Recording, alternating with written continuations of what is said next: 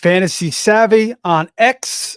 We are here for week 9 preview, full preview. We're going to go over every single game, talking about every single fantasy relevant player. We just saw a Thursday night game between the Miami Dolphins and the Baltimore Ravens. Lamar comes back, gets it done. Tua resorts back to being the usual Tua we've seen of late. Mike McDaniels, we'll see if that means he's finally going to get kicked to the curb. Survived last week with a nice W, but this week was a rough matchup. We're going to get into that. You guys hop into the chat, ask anything you possibly want. We'll get into all of it. Regarding week 9, I'm flying solo tonight. It's going to be Halloween here in a couple minutes. My background's a little bit darker. I got the green light. Best I could do for Halloween for you guys, but actually I've been eating too much Halloween candy already, and tomorrow I'll probably be eating a little bit more.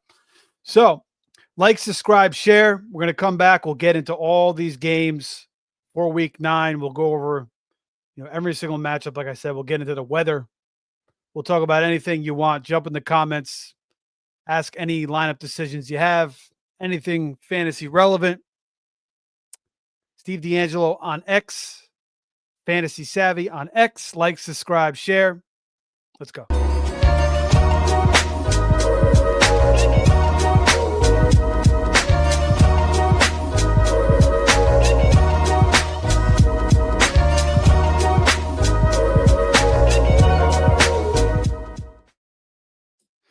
Okay, we're back. We have the FF Mediators reposting the stream. Appreciate that, boys. Here late night, staying up with us, 11:58, 2 minutes away from Halloween.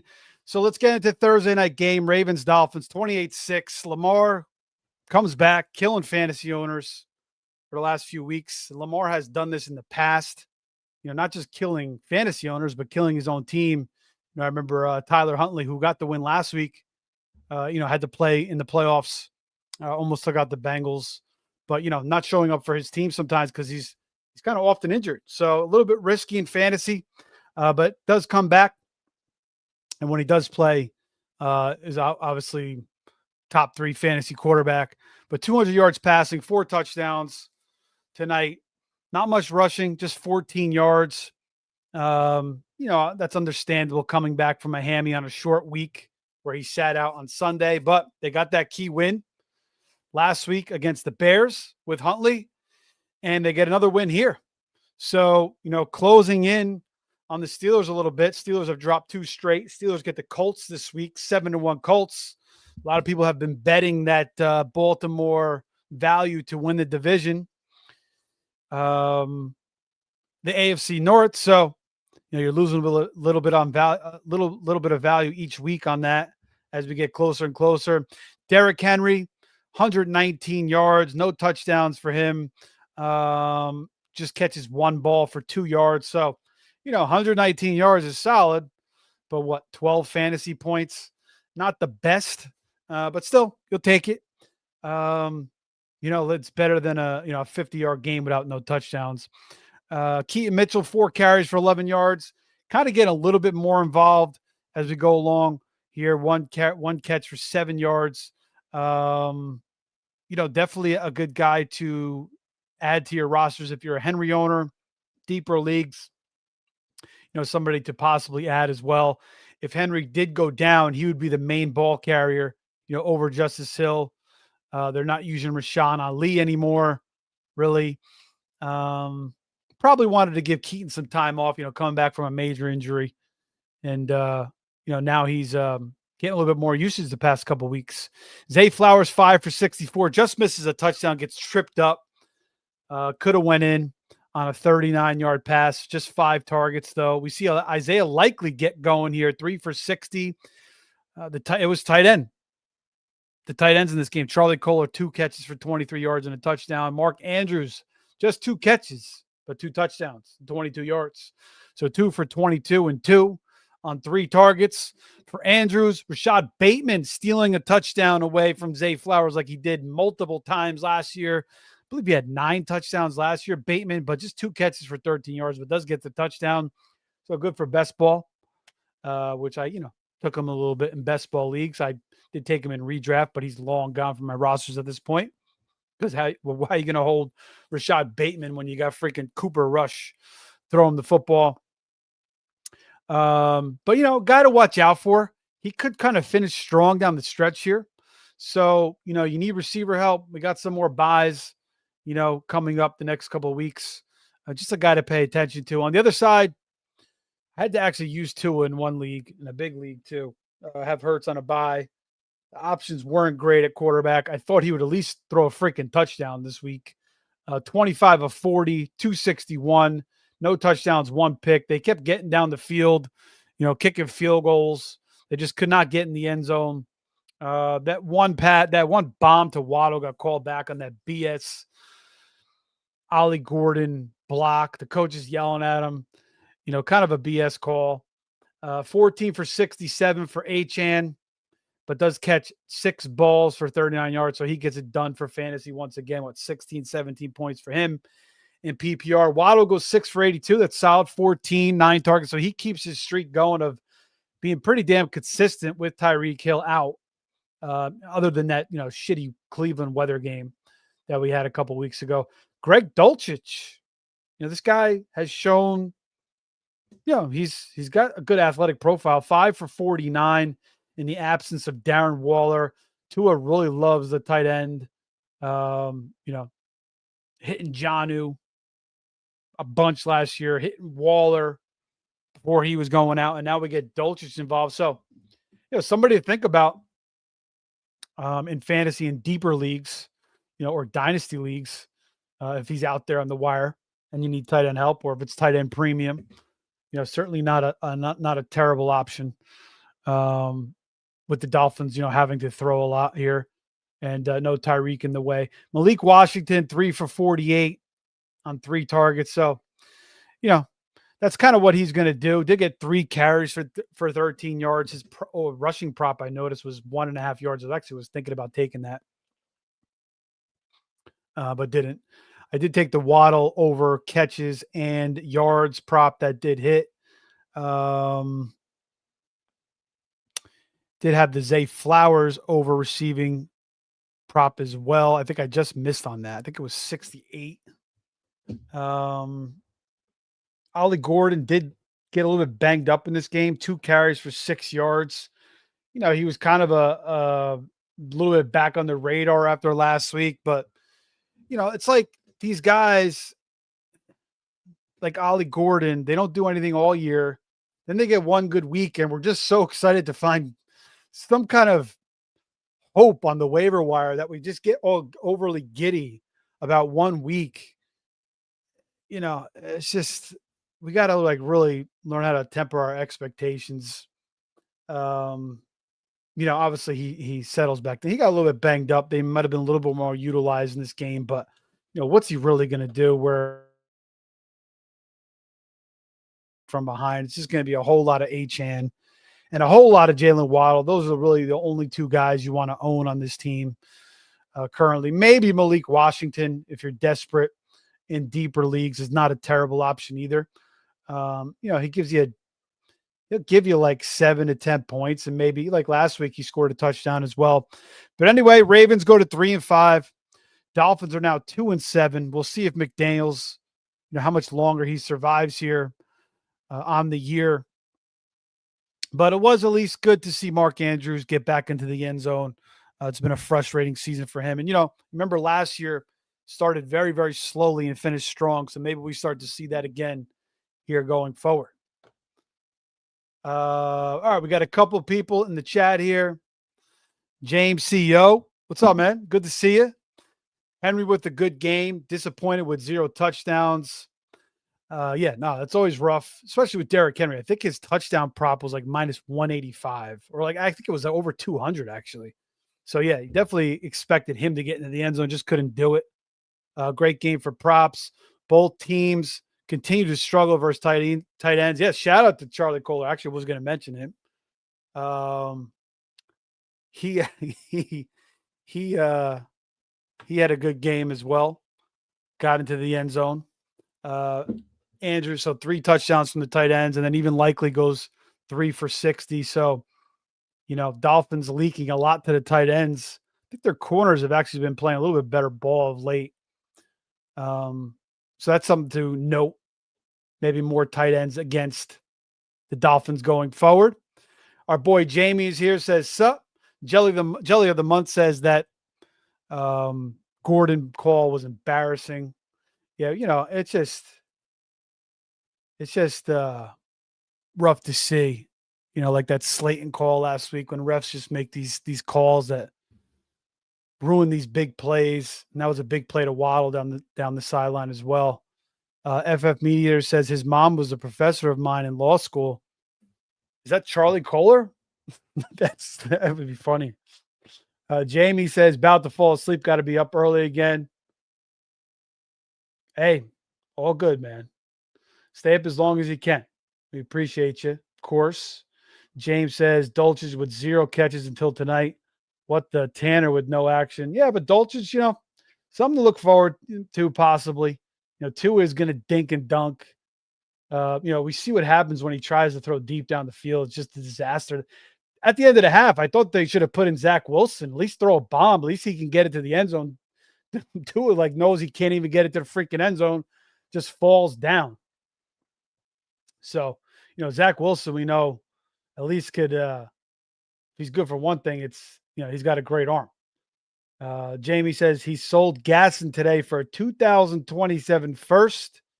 Now I only have him in 17 leagues. So good diversifying there, man. And you gotta wait a couple years for that first. But yeah, makes sense, man, to do it when you have so many shares. Charlie Kohler. That's pretty funny, bro.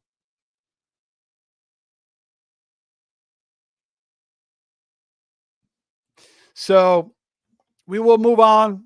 We'll start with the first game. And it's going to be Denver-Houston. This is an interesting matchup between two very, very solid defenses. Last match between these two teams, 2023. Texans win at home 22-17. CJ Stroud, rookie season, 16 of 27, 274 yards and a touchdown. Russell Wilson was the quarterback for the Broncos at that time. 1 touchdown, 3 picks. Javonte, 13 for 46 in that game.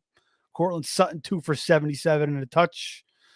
Nico Collins had 9 catches for 191 yards. And Damian Pierce, 15 for 41. Obviously, that was 2 years ago, but just a little reference there.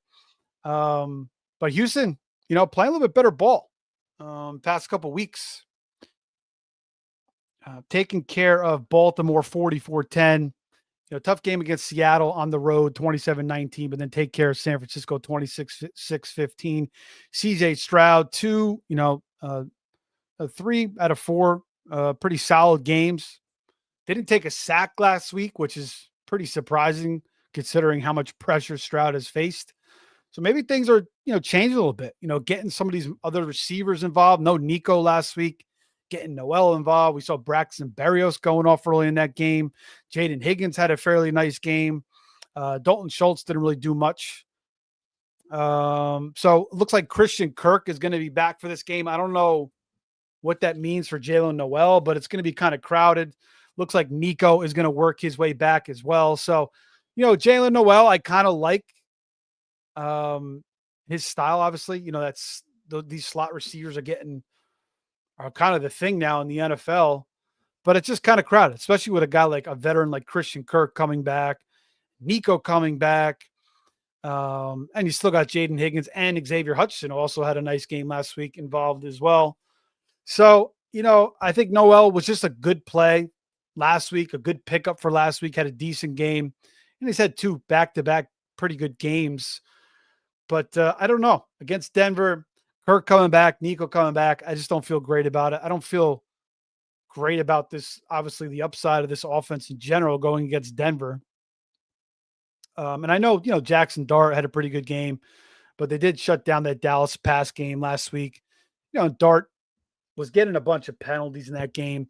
We also had that Theo Johnson, catch that tip and run for like 30, 40 yards. There was a lot of miracle touchdowns in that game. Troy Franklin catching a tip pass in the back of the end zone as well. So, context matters. And that's why it's always good to try to go back and watch the games if you can. Actually, haven't had as much time to go back and watch the games. I try to catch as many as I can, but it's just hard. Kids baseball, but it's coming to an end. My daughter is almost done. She's got one more game next week, and then my son's got right until Thanksgiving, and then we'll put a little more time into rewatching the games in full. Obviously we watch them all on Sunday, but you don't catch everything on Sunday, so you like to go back and rewatch and get a little more context and notice things, pick things out. But if anything here, no play really for me in this game. You only do, between the sides, like Houston's -1.5. The total is 40, and possibly lean to the under here in this game. But I'm just going to leave it alone. Like, Stroud is playing a little bit better. Nix does have that ability to, run, create plays. Peyton could dial some things up. Could go over. I would lean under, but I'm not going to take anything here. What I'm going to do, what I am going to take is Troy Franklin, under 43.5 yards. No hitter, monster game last week. But, again, context matters. Against Dallas. Everybody and their mother goes off against Dallas. So tough matchup here for Franklin. The game prior to that, Franklin had freaking 10 targets against the Giants, but just 3 catches for 19 yards. Did get into the end zone against the Giants, but going to take the under here. 2 very good corners for the Texans. Strong secondary, strong defense. So under 43.5 is going to be my one play. Prop play in this game. Nothing on either side. I could kind of see either team winning. I'd probably lean Houston and the under here. And if I had to pick between CJ Stroud or Bo Nix, it'd be kind of close too. I'd probably go with Nix though, obviously with the rushing upside and his quarterback, play there. We had a question. Actually, I was talking to me and Ernie were doing a show the other night, and we were thinking about Dart versus Nix, and it was easy. Jackson Dart. I mean, I don't know how much Nix is really going to do in this game. He's kind of played better, but again, Dallas last week, 3 quarters, he didn't do much against the freaking Giants until that last quarter. Had that tip catch touchdown. Peyton was dialing things up. Some wide open passes. He was running a lot, had that big rushing touchdown towards the end of the game. Didn't do much against the Giants. I mean, the Jets, obviously in that disaster of a game a few weeks ago in London. So, not a lot of upside in this game for fantasy in general for both sides between the two teams. You don't feel great about Sutton. You don't feel great about J.K. Dobbins. Maybe R.J. Harvey, in a bye week. I mean, you're going to use Dobbins. Running backs are so scarce. You just don't feel great about it. Maybe Harvey keeps it going. Maybe Peyton gets a little more creative with Harvey. They're going to, maybe need to start using him a little bit more as the season goes on. We're all kind of expecting that as well. Evan Ingram, I'm not going to get too excited. I'm just really not excited about anybody in this matchup for Denver. Even Houston, Woody Marks a little bit banged up. Nick Chubb, it's possibly maybe he falls into the end zone, but not too excited about him, obviously. Nico and these receivers either. I'm just, this could be a lot of field goals in this game. Get Fairbairn in your lineups. I mean, he's been a pretty damn good kicker for the last couple seasons. This could be like a 16-13 type game. But again, maybe both quarterbacks surprise us and this game goes over the total too. So, only use guys in this game if you absolutely have to. I'm just going to go with the general consensus here of 2 really good, tough defenses. And we're going to see a defensive type of game here. And just not a lot of upside for fantasy overall. There's better games, obviously, here in this slate.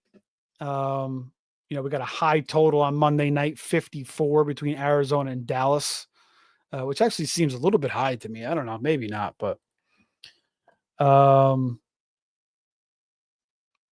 Our boy Al is in the chat, says, sup. James says, good game for the under. Yeah, I mean, I would lean it, like I said. Woody with a calf injury. Yeah, a little bit banged up. We'll see if he makes it out there this week. Franklin popped up last week because Mims concussion. That also, good point there, James. And the Dallas matchup, which is like fantasy gold.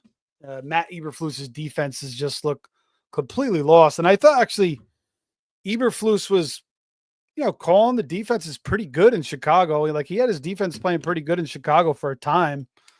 And then they canned him and the defense started to get worse. I didn't think it was a terrible hire to bring in Eberflus for Dallas.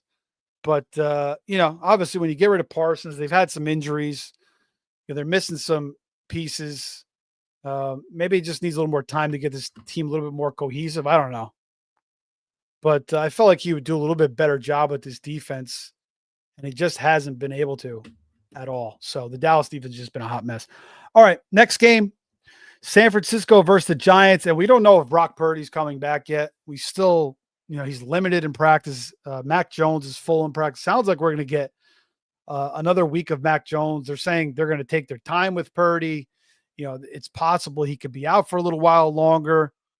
And it's like maybe Mac Jones, who's, kind of like limping around the past couple of weeks, kind of flailing around, hasn't been that great the past few games after having that really good game against the Rams, beating the Rams 26-23. The last 3 weeks hasn't looked as good, but he's been solid enough where, maybe they feel like they could wait on Purdy and just, don't want to have to re-injure him and throw him out there. And it's not a terrible matchup against the Giants, or maybe you could wait one more week here. Niners are 5-3. So we'll see. I mean, if I had to say right now, I think we're going to get one more week out of Mac Jones. And Jawan Jennings, this guy playing with like 4 or 5 broken ribs, sprained ankles, shoulder injury. I don't know what the heck, but he gets out there every week and he's doing his best. I don't know, how healthy he is. I mean, he's like off the injury report, but obviously he's still dealing with a lot of stuff. So, and he's more of Brock Purdy's guy, whereas Kendrick Bourne is more of Purdy's guy. Bourne has been down the past couple weeks, but this could be a game where Bourne kind of bounces back. Now we got Kittle in the mix, though. Ricky Pearsall continues to be out. That's another devastating injury for fantasy owners. I mean, I play in 50 leagues. I took quite a bit of Pearsall, especially later on, and giving me nothing. And some of these injuries are killer. Bucky Irving, that's another guy I drafted a lot, killer. Losing Cam Scatterbo, drafted him in a lot of leagues. That's another killer. So that's why you're constantly adding talent, or what you perceive to be talent, on your teams and cutting waste. The running backs that haven't done anything all season long, like the Taj Brookses or the Jarquez Hunters, letting them loose, trying to take shots on the DKs and the Jalen Noels, and hoping those guys can sustain, while guys like Ricky Pearsall continue to be out. One thing I noticed, I mean, we all saw it last week, but Saquon was going off against this Giants rushing defense, and so was Tank Bigsby. So, was it just Philly's O-line figuring something out? Was it just, was it the Saquon revenge game? But, Tank Bigsby, he had no revenge, and he was running all over this team too. So now you get CMC with Kittle blocking back. His rushing prop is 66.5 yards. I'm going to take that all day. I mean, he had a rough game last week, CMC, against Houston. This should be a good bounce back spot here. You would think, the game script should be solid. It's not like they're going to have to, be down and throw a lot here. They could be leading in this game against the Giants. So he should get a good amount of carries here. 66.5. Yeah, I'm going to take that. No play here. Giants favor. I mean, getting 1.5, and the total is 48. Um, Darius Slayton. We all saw that touchdown. That was another shitty call last week. Big touchdown called back. Dart put it on the money. There was also two other passes Dart put on the money deep to Slayton. I think there were just good plays by the corner. That's kind of what Slayton is throughout his whole career. He's just been like a deep ball guy. You throw it up to him, and he's been pretty good at coming down with it. Um, has struggled with injuries, obviously, and poor quarterback play, poor offensive line play. But Dart threw some nice deep balls to him last week. So not a bad play this week. Darius Slayton, Wan'Dale Robinson, you know, he's having a really good year. Continue to throw him out there. Not a great week last week. Then Tyrone Tracy steps in for Cam Scatterbo. And, I know a lot of people have probably poured a lot of fab money on Tyrone Tracy. What are we really expecting out of him? I think he's a decent back. I think some people think he's a little better than what he really is. A lot of people thought he was going to, kind of hold off Cam Scatterbo this year. That obviously didn't come into fruition. Cam, obviously, the injury obviously changed things, but Cam would have showed his talents anyway at some point, and he would have took the job regardless. And the Giants realized that even when Tracy came back and Cam was still getting the most.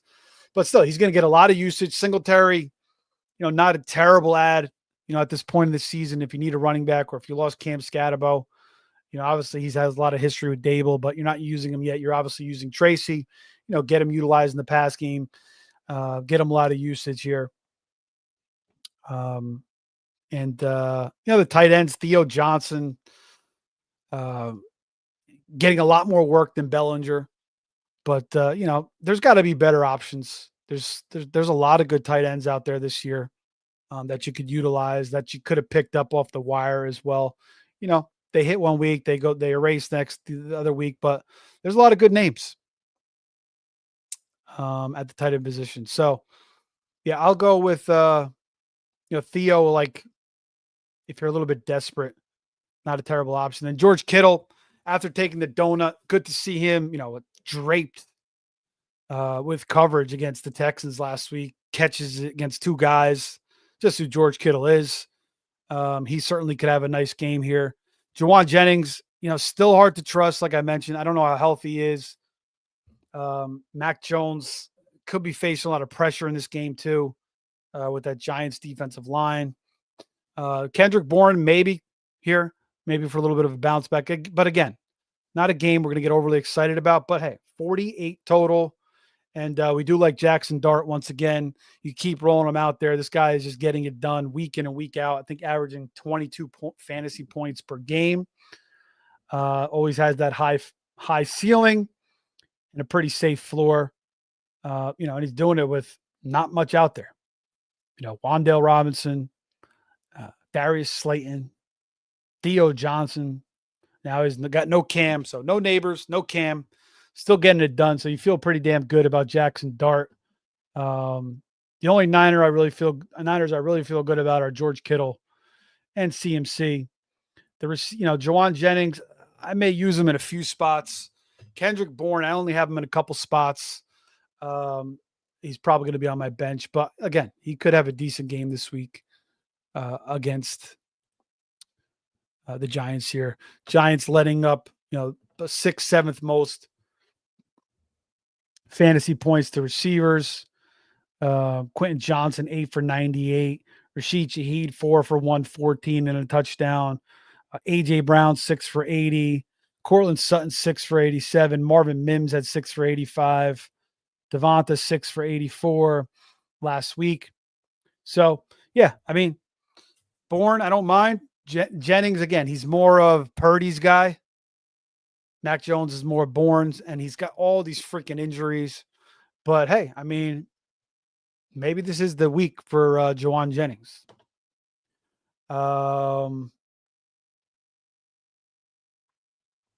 James says he also has Pearsall on a ton of leagues. Look like he'll miss another week. Yep. We'll have to ride with Bourne. Yeah, not a terrible option. Honestly, not a terrible option. CMC, been killing it. Down week was expected. Yeah, I mean, exactly. I mean, you can't expect them to go nuts every single week. I mean, maybe we can, but there's always going to be 1 or 2 weeks, for anybody that aren't going to look great for the most part. For any stud like CMC. But yeah, I mean, that prop again, 66.5 is going to be my one play. So far we only have 2 props, no sides, no totals yet. Troy Franklin under 43.5. We'll recap it at the end of the show too. CMC over 66.5. Just want to see if there's any weather concerns this week. And I use Roto Grinders. They usually have a pretty good report. That guy, Kevin Roth's pretty solid. And it's free if you guys want to check it out. I think there's an updated, like you can pay the premium to get quicker updates, but it gives you a pretty good general consensus. But yeah, it doesn't really look like any weather this week. Indianapolis at Pittsburgh, a slim chance of a shower. And then KC Buffalo, slim chance of a shower, temps in the 40s. Nothing going on in weather-wise. We've got to wait another month or 2 until we really get into the nitty-gritty with the winds and the sleet, possible snow. I know there was a nor'easter moving to the northeast.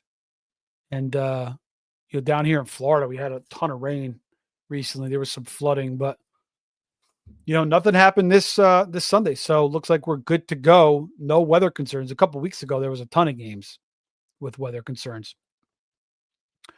All right. Next game is going to be Colts at Steelers. And, we didn't have much in the first 2 games, but we got a lot in this game. And this could be an interesting game to watch. Steelers are 3-point home dogs at Heinz Field.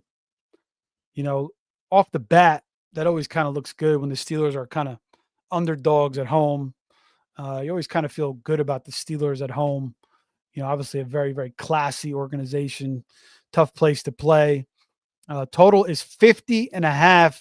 The Pittsburgh secondary, obviously, continues to get shredded the last 2 weeks against Joe Flacco.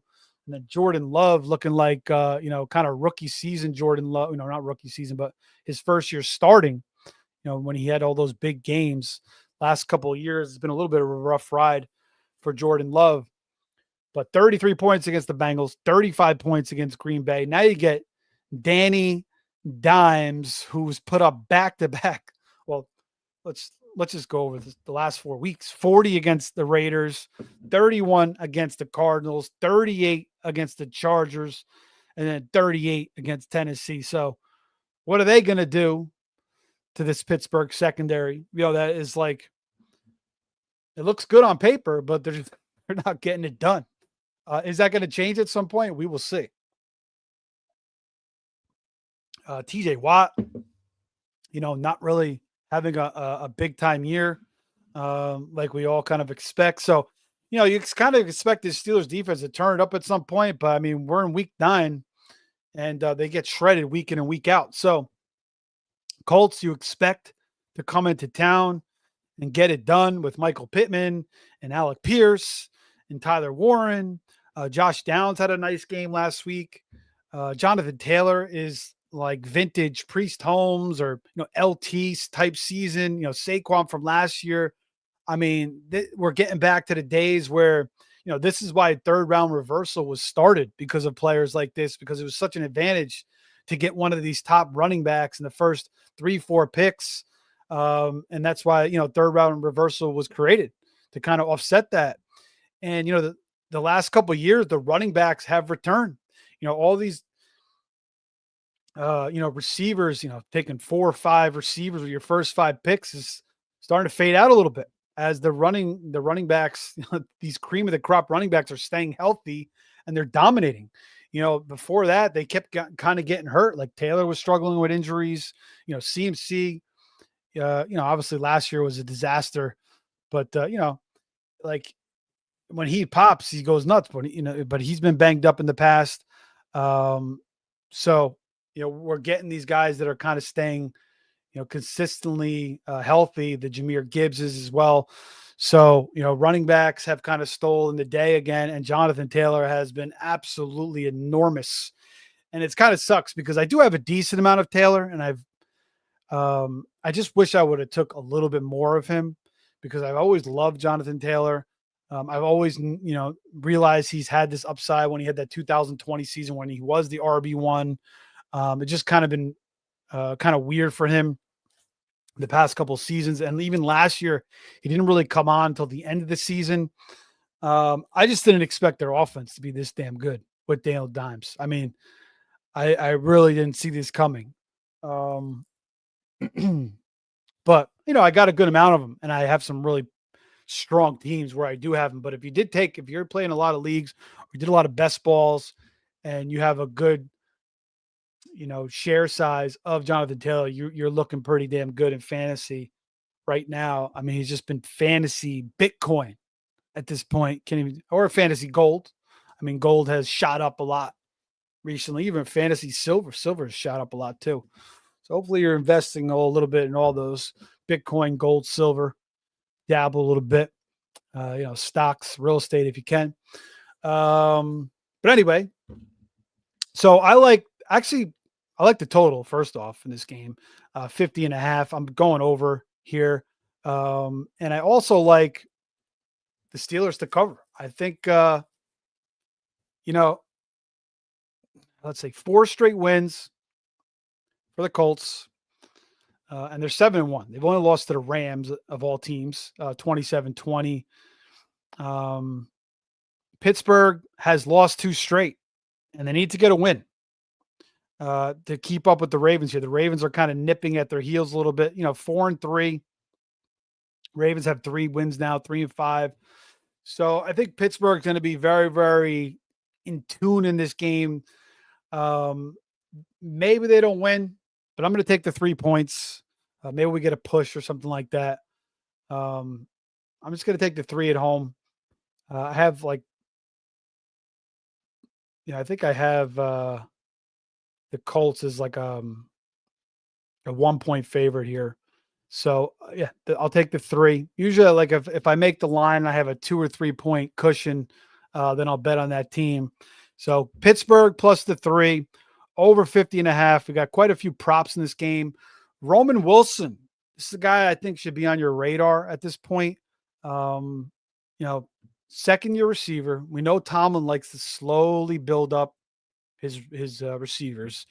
Guy didn't play a snap last year, maybe a couple snaps. But, he could have played in the playoffs last year. They didn't even use him in the playoffs. He was healthy, kind of got docked, been docked early this season for Calvin Austin as well, but has a nice game last week. Catches that bomb early, has a nice touchdown catch where, he's holding on to the ball. And I think, I don't know how much influence Aaron Rodgers has on these decisions, but I think he has a good amount of influence. But we know about Tomlin slowly bringing along these receivers. But I think after last week, they're going to start using Roman Wilson a little bit more here. There's talks of, the Steelers wanting a receiver at the trade deadline. We'll see if that happens. There's quite a few guys that could be traded. Jacoby Myers, Rashid Shaheed. We'll see if the Steelers land one of these guys. But maybe they wanted to kind of see what they could get out of Roman Wilson before they do make a trade. And he kind of stepped up to the plate. So over 14.5, I like it. I also like DK over 50.5 and a total this high. He's been the one go-to guy for Aaron Rodgers all season. We've seen him break some big plays as well. Tyler Warren here over 53.5. Not the greatest game for Tyler Warren last week, but Steelers are second worst against fantasy tight ends. Tucker Kraft just absolutely obliterated them last week. 7 for $153 and 2 touchdowns. We saw Harold Fannin go for 78, 7 and 81. Noah Fant had 4 catches for 44 yards and a touchdown. Hunter Henry, 8 catches for 90 yards and 2 touchdowns. So you could actually take a Tyler Warren anytime touchdown as well. And again, we know the Colts like to get creative with Tyler Warren. And I was kind of expecting that, maybe 3-4 touchdowns from like the wildcat position, or like catching, throwing a touchdown or running one in. I think he's got 1 or 2 of those so far this year. So that's another way he can get to the end zone. But the receiving prop, I like 53.5 rather. I was looking at Pat Fryermuth over 19.5, but I know he's a little bit banged up. He may not play. The Colts actually haven't been great against tight ends either themselves. Fourth or fifth worst. Rondé Gatson 7 for $164. Okonkwo 4 for 53. We saw Gunnar Helm catch a touchdown against them last week as well. Trey McBride 8 for 72. Albert O 5 for 36. Chig actually had another good game against them, 5 for 66. So if Fryermuth is out, this could be like a Jonnu game, or even Darnell Washington might find himself in the end zone in this high of a total. But obviously Jonnu would be preferred option, and his prop may not be too high. Fryermuth is only 19.5. I didn't look at the Jonnu prop, but I kind of like that. And one more, I'm going to go with a Roman Wilson, 5.5 to 1 touchdown, anytime touchdown, 5 plus 550. So that'll be the last one there. But yeah, Roman Wilson, a guy I think he could utilize this week. DK alike. Jaylen Warren has looked great this week, but kind of, getting a little bit, they're using Gainwell. It's kind of hurt like his true overall fantasy production. But, Warren, we kind of saw those workout videos. I think he kind of stepped his game up a level. He kind of knew Najee was out of the way, and this was his time to shine, and he took full advantage of it. Obviously he fits like that Austin Eckler mold. And, we know Eckler was like a huge gym rat, really worked his ass off. And we're kind of seeing that with Jaylen Warren as well. And then for the Colts, obviously you're getting as many of these guys jammed into your lineup as you possibly can. Alec Pierce, he's really good. Underrated receiver. Pittman's having a great year. Downs, Warren, Taylor, all these guys. Interesting with DJ Giddens, scratch, like the healthy scratch the past couple of weeks. They're using Abdullah, but if there was a Taylor injury, I still think they would call up Giddens and kind of utilize him. He's kind of like the most in the Taylor mold, and we've kind of seen Abdullah and Goodson. They're kind of more like scat backs. So those guys would still be involved, but I would say like Giddens would definitely he'd have the chance to be like get the most carries. So kind of like if you're a Taylor owner, I still think I would hold on to Giddens, even though he hasn't been doing anything. So just something to consider there. Back to James. Shout out to James for joining us tonight with a lot of good info, by the way, as well. Appreciate having you, man. You're filling it for Jamie, who usually, helps us out on the other side. Green Bay, very similar, solid quarterbacks, running backs, wide receiver room, two stud tight ends, solid run defense, weak versus tight ends. Green Bay versus slightly better secondary. Not sure if the Steelers have enough to beat the Colts. Rodgers should do better versus Indy. Colts are very weak versus tight ends. We just talked about that. Warren is going nuts like Kraft. Steelers are awful versus tight ends, giving up a ton of receiver yards. Yep. Just brought all that up, man.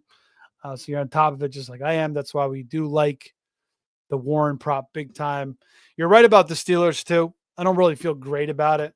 I feel much better about the over. But I think most people are going to kind of look at betting on the Colts this week. So I'll try to fade the other side. I'm not going to put a ton on it. But I do kind of I think there's a little bit of value in that line plus the 3. And we are due for a Daniel Jones, poor game. Will it come in this matchup? Maybe not, but we are kind of due for that. All right. Next game, as we keep it moving here, Packers at Panthers. If you guys are watching, or if you're on Twitch, or if you're on Twitter, head over to our YouTube, head in there, like, subscribe, hit that notification button. We do a recap show every Monday, 4 high-stake players talking about their findings, and then we do this show every Thursday. And I think once my kids' baseball season ends, and we're going to start adding a DFS show into the mix Friday or Saturday. Love to get that involved as well. And maybe one more, we'll see. But at least adding a DFS show I think would be good, especially for guys as, they're starting to lose out in leagues. I think DFS is something we could turn to now. Like I haven't really been able to focus on DFS as much just yet because I'm in so many leagues. And again, I'm tied up with baseball. But I want to start shifting my focus a little bit more to DFS as we get later on in the season. All right. Green Bay home against Carolina. Looks like Bryce Young is going to play. Practice in full today. Andy Dalton was just, you know, Carson Wentz was playing with like one arm. So, shout out to him for like, playing his ass off, you know, doing whatever he could to stay out there. It's like, which is kind of concerning. Like, is McCarthy not healthy enough to play more than Carson Wentz? I don't know. But we're gonna get McCarthy this week. But anyway, Dalton was horrible. Arguably worse than Wentz last week against Buffalo, losing 40-9. So it's good that they're going to get Bryce Young back. And if you remember, last year, that was due to benching rather than injury for Bryce Young. But last year, when Dalton came in for Bryce Young and he was out a couple weeks, Bryce Young, who really hasn't played that great, had a slow start last year, finished strong last season. So maybe we see that again here with Carolina. Be good news for Tetairoa McMillan, who actually had a nice game last week.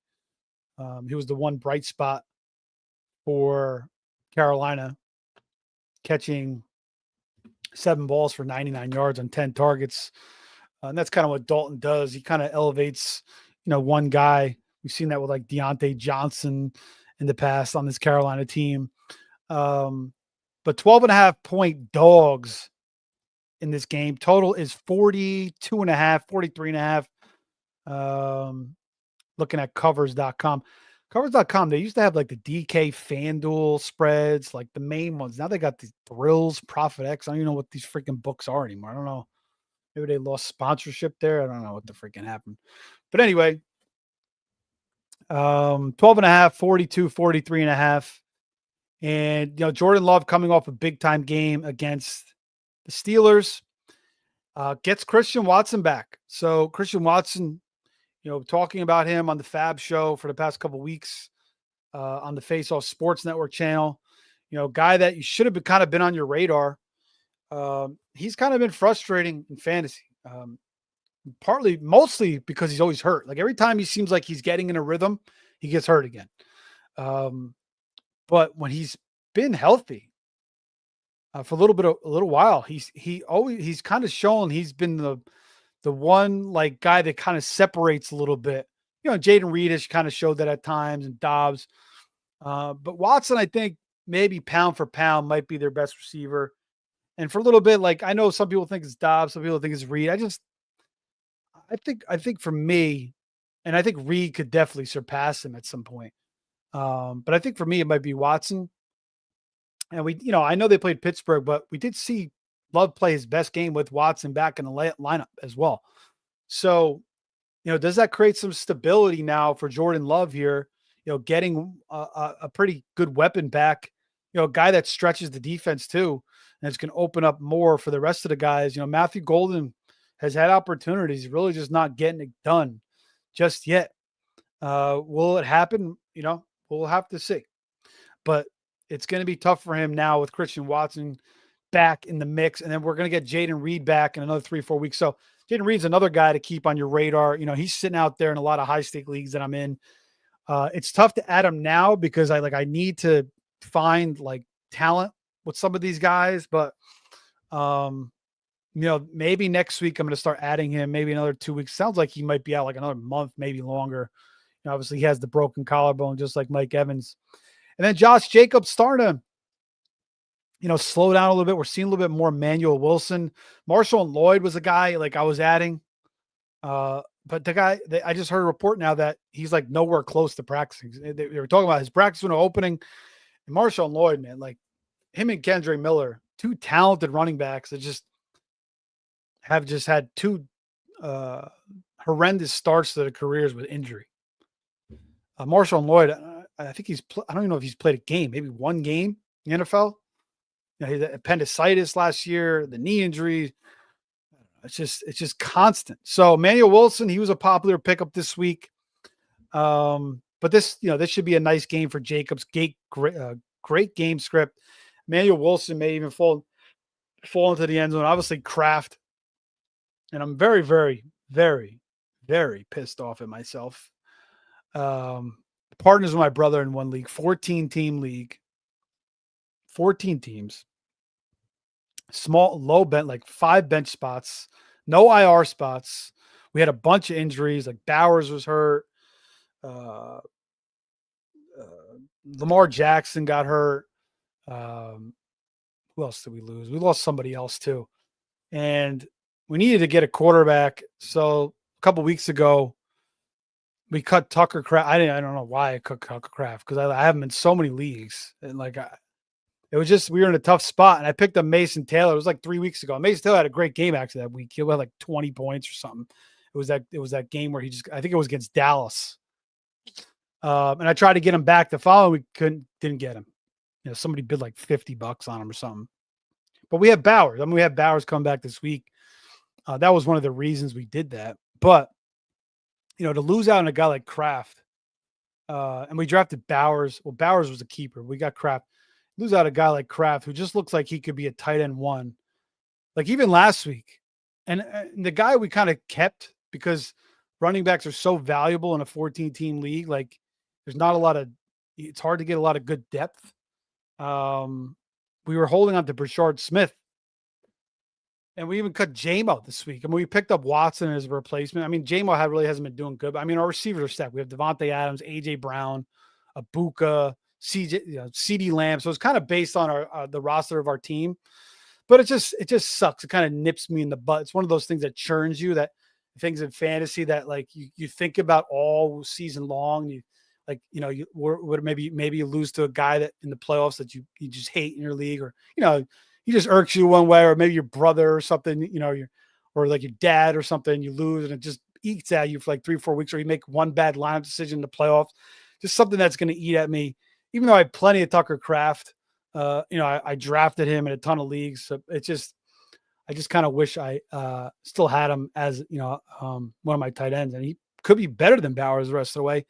And now he's out there in the league producing points for somebody else. But anyway, enough of that rant. Going off here, 12:49 in the morning on the East Coast. Green Bay should get it done here. 12.5-point dogs. Could I see Carolina covering possibly with Bryce Young? Again, could be a bounce back game, coming back from Dalton.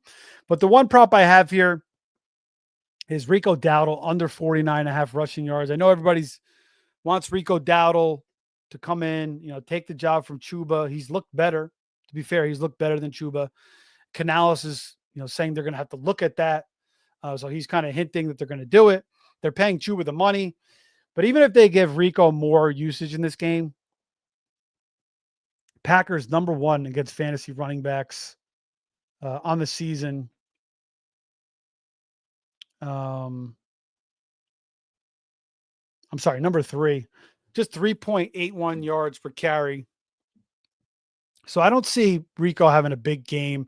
And, it's not like he's just going to get all the carries over Hubbard either. It's going to be a bad game script. They're going to be down in this game. They're 12.5-point dogs.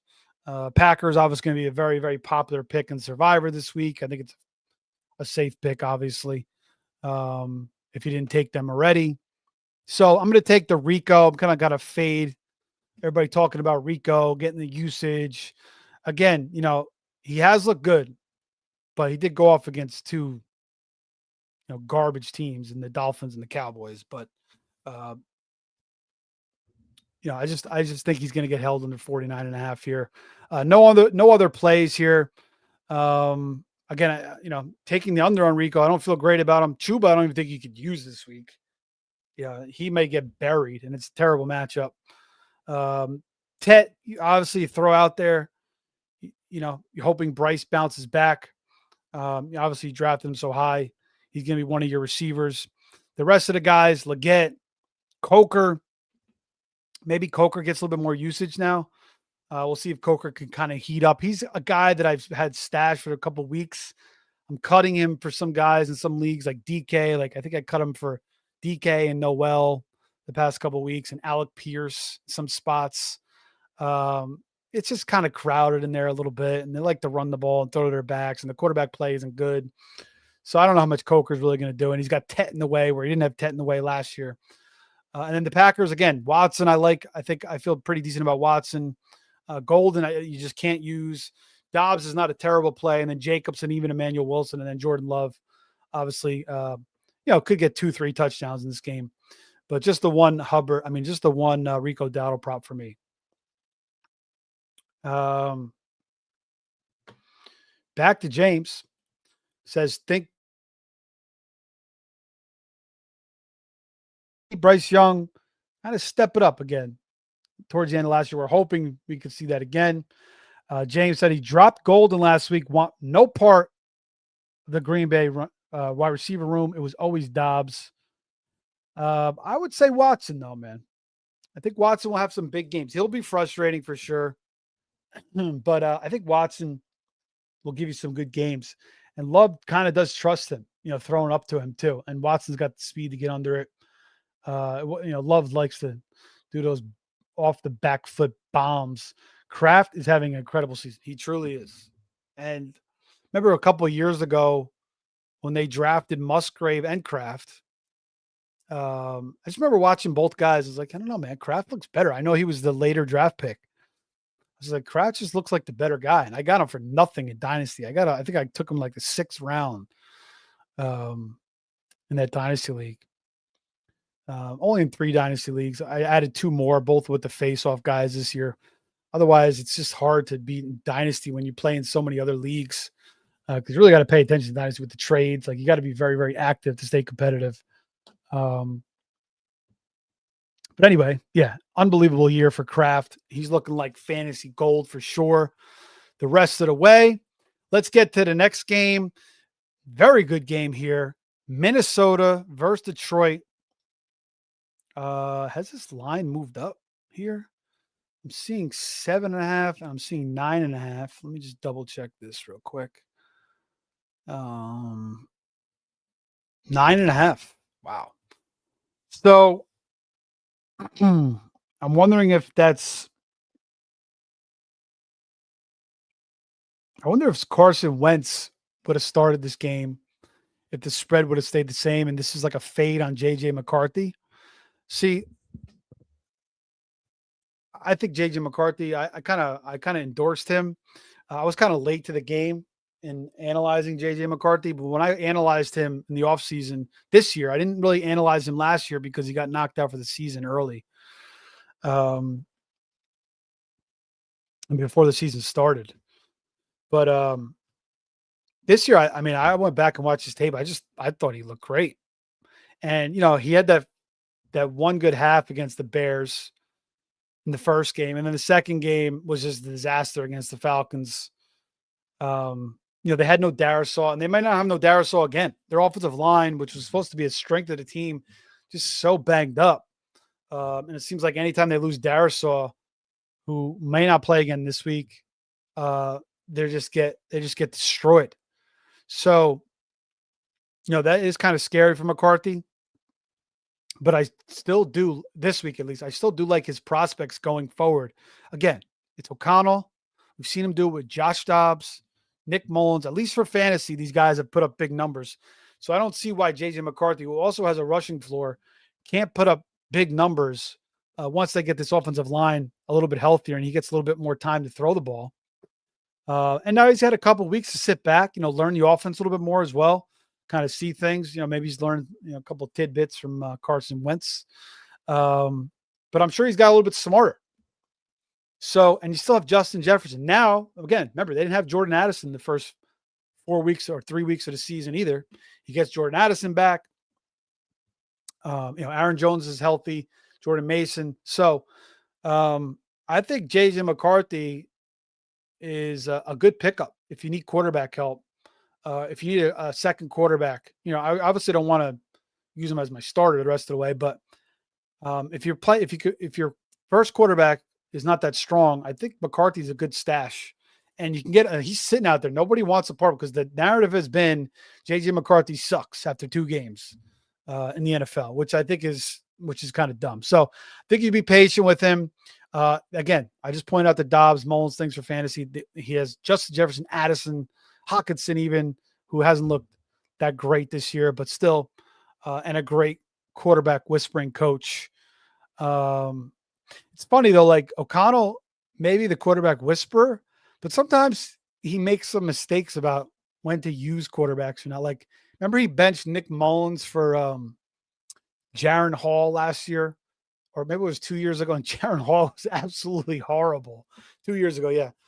So I was like, he should have just stuck with Mullins or Josh Dobbs. It was one of those guys he benched for Jaron Hall, and Jaron Hall was even worse. And maybe he made that mistake again last week. Maybe he could have used McCarthy. Maybe he made the mistake of using Wentz. So even though he's, could dial up an offense, maybe he just kind of chooses the wrong quarterback to use it sometime. So anyway, 9.5 spread. Total is 48 in this game. I'm going to take the over 48. And the Lions have had the Vikings numbers in this matchup. They've won 5 straight games, 31-9. That was the game, I think, for the division that Darnold kind of flopped in. And then obviously Darnold lost in the first round of the playoffs. October 20th, 2024, 31-29 in Minnesota. The Lions win 30-20. January 7th, 2024, 30-20 in Detroit. 30-24 in Minnesota. 34-23. So all the games have been high scoring except for the last game when Darnold kind of shit the bed. And we get JJ McCarthy back. How is he going to fare? Probably not great without Darisaw, but maybe he's a little bit more rejuvenated. Maybe O'Connell's, makes things a little bit more easier for him. Maybe this is a good spot to take Aaron Jones, receiving prop. I think it's 15 or 16.5. Monra should have a really good game. I don't think they've slowed him down at all. I mean, nobody really slows down Amon-Ra. 112 yards 2 years ago in the 31-29 game. Last year, Amon-Ra has 6 for 77. Laporta had 7 for 63. Jamo 6 for 34. Goff threw 1 touchdown, 2 picks. Jahmyr Gibbs, 23 carries for 139 yards and 3 touchdowns. Gibbs has gone for 116 and 119 yards rushing in the last 2 matchups and has 6 touchdowns in his last 2 matchups against the Vikings. So he's absolutely gone off. So we're taking the Jahmyr Gibbs prop, obviously. It almost seems like a gift.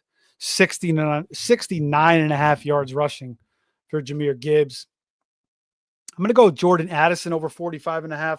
I think it's low enough in this high of a total game. Addison's been very nice. Again, hasn't played much with McCarthy, but I'll take it. And then Jamo. There's been a lot of talk. John Morton says he failed him. There was a lot of talk in the preseason about the Lions going to use Jamo a ton. Even in camp, the reports where they're using him all over the field. He's going to be a big part of the offense. And all we've seen so far from Jameson Williams is being a decoy, basically. I've seen multiple plays where he's taken like 2 or 3 defenders out, like deep, and then like St. Brown's wide open underneath, or Laporta's wide open underneath. And then I've also seen plays where beautiful rollout, Goff, play action, roll out, all the receivers running towards his direction on different levels. Jamo's usually on the second or third level, but a couple times I've seen him on the second level wide open. But Goff just takes the first one, the first level, because that's open too, to either, Amon-Ra or Laporta.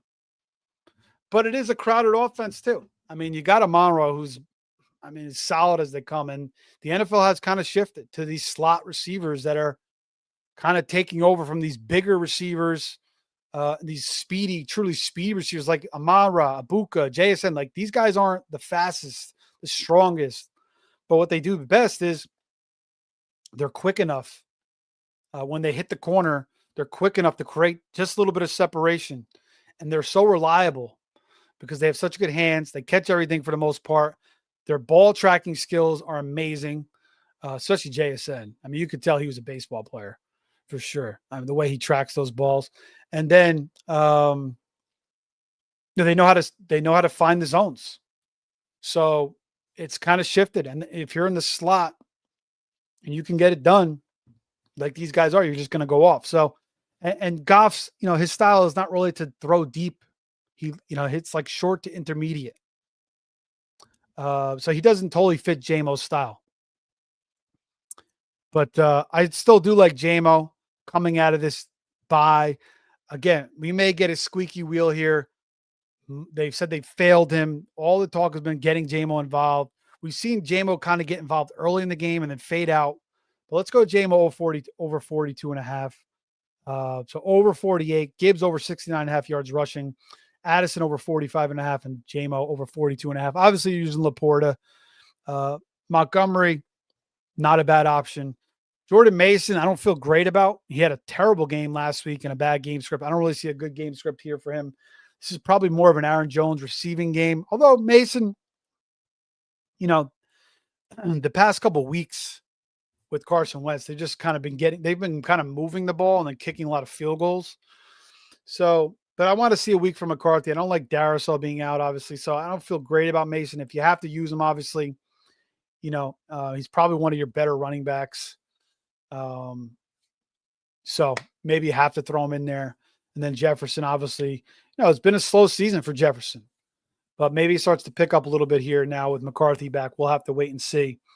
But Addison's been solid, getting in the end zone, been showing his talents. So over 44.5. And then TJ Hawkinson, I mean, he didn't do anything in those first two games with McCarthy. He kind of started to pick it up a little bit when Wentz stepped in. So I don't feel great about TJ Hawkinson. Try to find another option, but it is a good total. So it's not the worst thing in the world. But can the Vikings squeak out a win here? Again, the total jump. I mean, the spread jumped from 7.5 to 9.5. I'm kind of tempted to take the Vikings here. It's just that Darrisaw thing really scares the shit out of me. So I want to see how healthy their offensive line is. That could hurt the total as well. I mean, this could be a game where, the Lions just come out and beat them up like they did last year, 31-9. Could be similar to that, but I'm going to take the over. I'm going to bet on JJ McCarthy having a nice game here and kind of shutting people up a little bit. So let's go with that. And I may even lean the Vikings as well. James says going to sprinkle on Coker over 22.5 receiving yards. Green Bay is weak in the middle. Thanks for pointing that out, man. And Coker is a talented receiver. Again, let's bank on Bryce kind of getting a little rejuvenated now. Out of last couple of weeks, get a little rejuvenated here. All right, next game. What do we got in our notes here? Atlanta at New England. Interesting game. This is now last week I kind of thought maybe New England could hit a trap game against Cleveland. And it kind of started that way in the beginning, and then they blew them out. But look at who New England has played this year. And this is why they were one of the best defenses to add. And you could have got them late. People were starting to get a little bit more keen to it as we got closer to the season. But I have a lot of New England defense, and they've been pretty damn solid. And their defense you could use every single week because their schedule is like Swiss cheese. I mean, look who they played. The Raiders. They lost to the Raiders, interestingly enough, opening week, 20-13.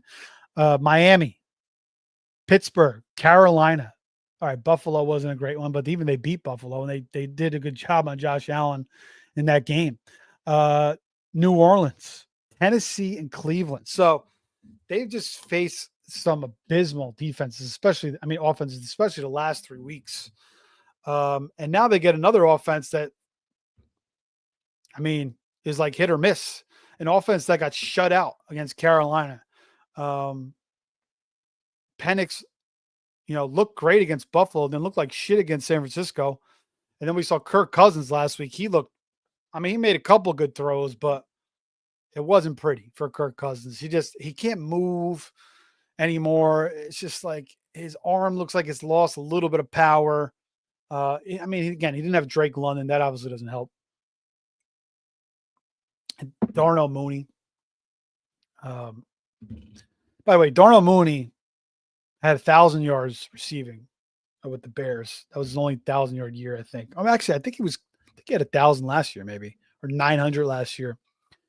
But he's just not doing it. He's always kind of like banged up, hurt with something. He's probably not even fully healthy. I'm still kind of holding him if I can. But I'm not using him in this game. Drake London, obviously, if he comes back, you're using him, even though Christian Gonzalez is he's a big physical receiver that could give him some issues. But London is a good route runner. He's quick, got good hands, gonna get the targets. Kyle Pitts is an interesting one. The tight end is something that, shout out to Joe Carlton. He kind of been bringing this up. He's a big Patriots fan, has brought this up a few times. They've been leaking points to the tight end. And after last week, they're actually fifth worst against fantasy tight ends, but 100 to Bowers, 100 to Kincaid.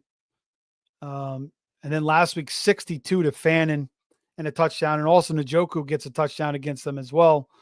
4 for 36. So Pitts is not a bad play based on the matchup.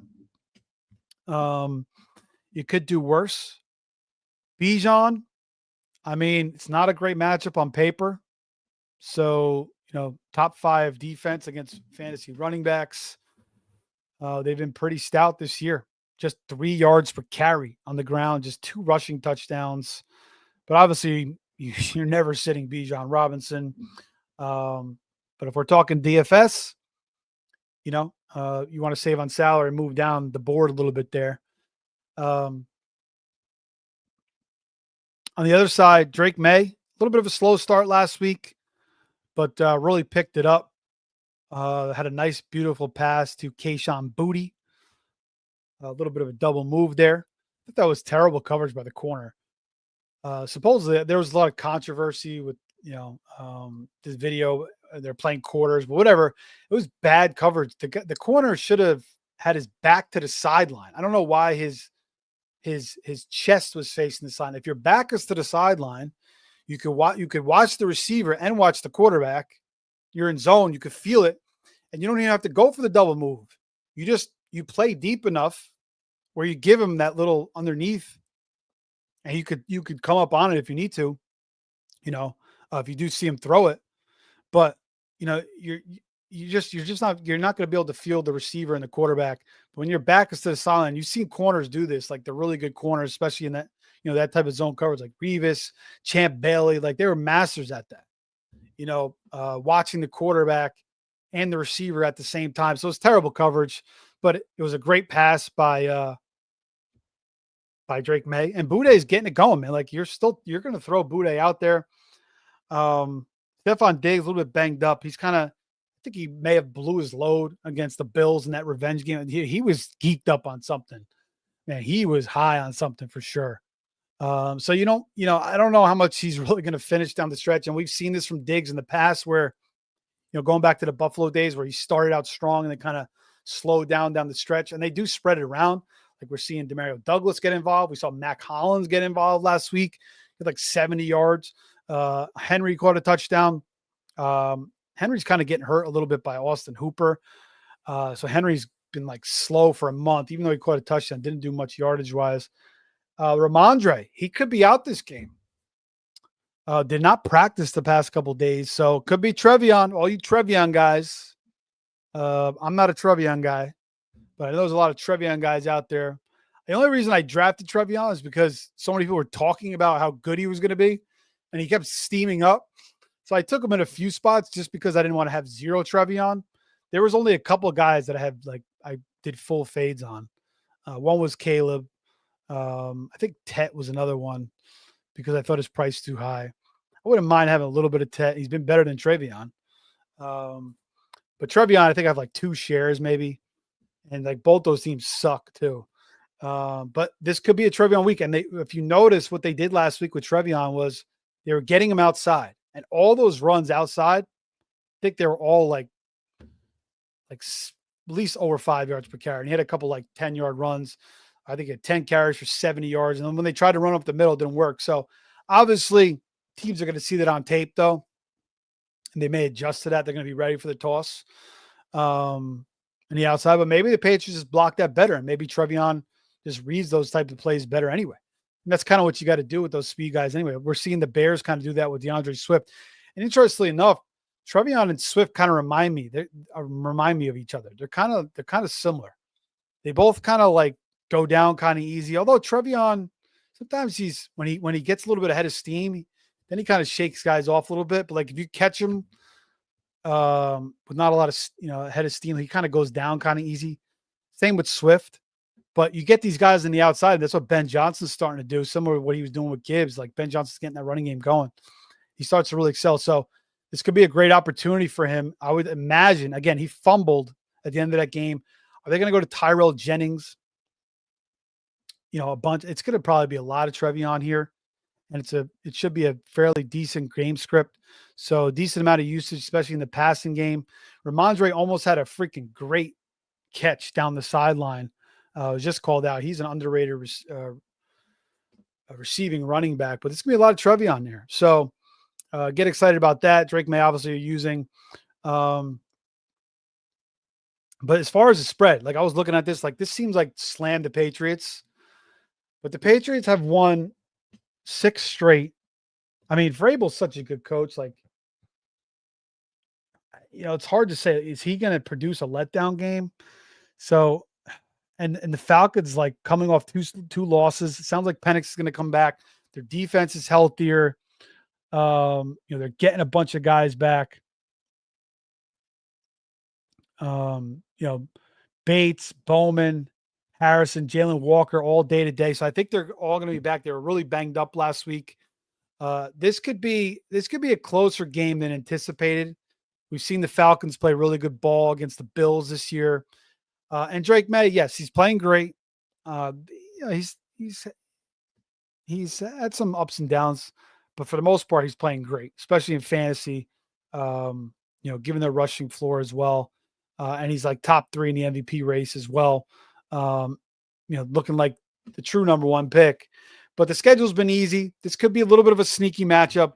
But regardless, I'm going with the under in this game. Under 46 or 45, rather. If you get 46, it's even better.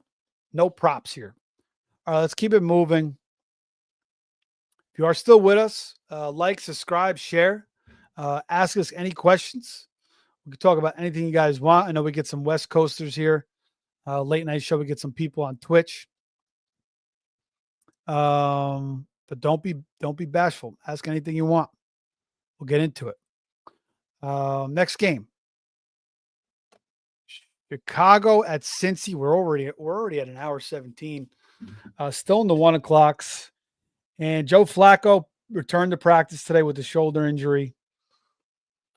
DeAndre Swift did not practice today. I thought that was interesting. I know Roschon Johnson has been a little bit banged up. Are we going to see Roschon Johnson possibly, Jamie? Now you're probably passed out, but being the number 1 Roschon Johnson fan in the world, are we going to see Roschon Johnson? I was kind of, holding out hope he would do something, but in the last 2 weeks hasn't been utilized. Ben Johnson has a love affair with Kyle Monangai. So this could be the Kyle Monangai show. Obviously, the Bengals worst against running backs. This is a spot. If DeAndre Swift is out, you're using Kyle Monangai. But if Roschon's healthy, I mean, it's even a spot where, like, if you're desperate at running back, you could use Roschon. Rome Odunze should be solid in this game. The Bengals secondary looks lost. Justin Fields, he did play a good game last week, but there still was a lot of guys running wide open. They've been getting shredded all season. The Cincinnati secondary, once again, it was a huge problem so they got rid of Lou Anarumo. They probably shouldn't have done that. It's probably a little bit more about the personnel. Trey Hendrickson, they're putting all their assets into their offense with Burrow, Chase, and Higgins. Now Trey Hendrickson may not even play in this game. So, I mean, I'm not the biggest Caleb guy, but this is a great spot for this entire Bears offense. Luther Burden may not play. DJ Moore's a little bit banged up. So this could, even Dunze actually is a little bit banged up too. But he should find a way to get out there. He said he's been playing with his heel injury for a couple of weeks now, or has kind of been dealing with it. Colson Loveland's been a popular name to be, picked up and utilized. But again, I don't know how many guys Caleb Williams is going to be able to make relevant. Maybe in this matchup he could do it, but going forward, I'm not really too excited because maybe one or two guys will make relevant. Caleb is just not playing good. He's missing throws after throw after throw.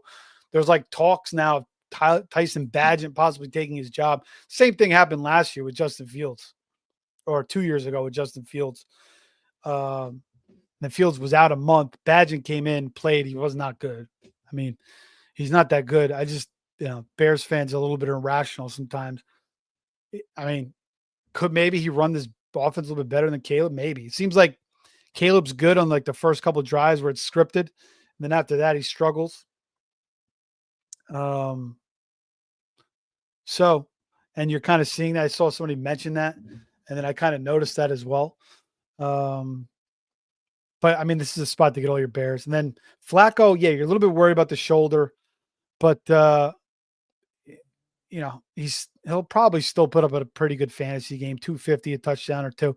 This could be a game where he kind of flops a little bit, but still, Chase is just getting so many targets. Like I don't know what it like. Get T. Higgins a little bit more involved. Just 2 targets for Higgins last week, 2 catches rather.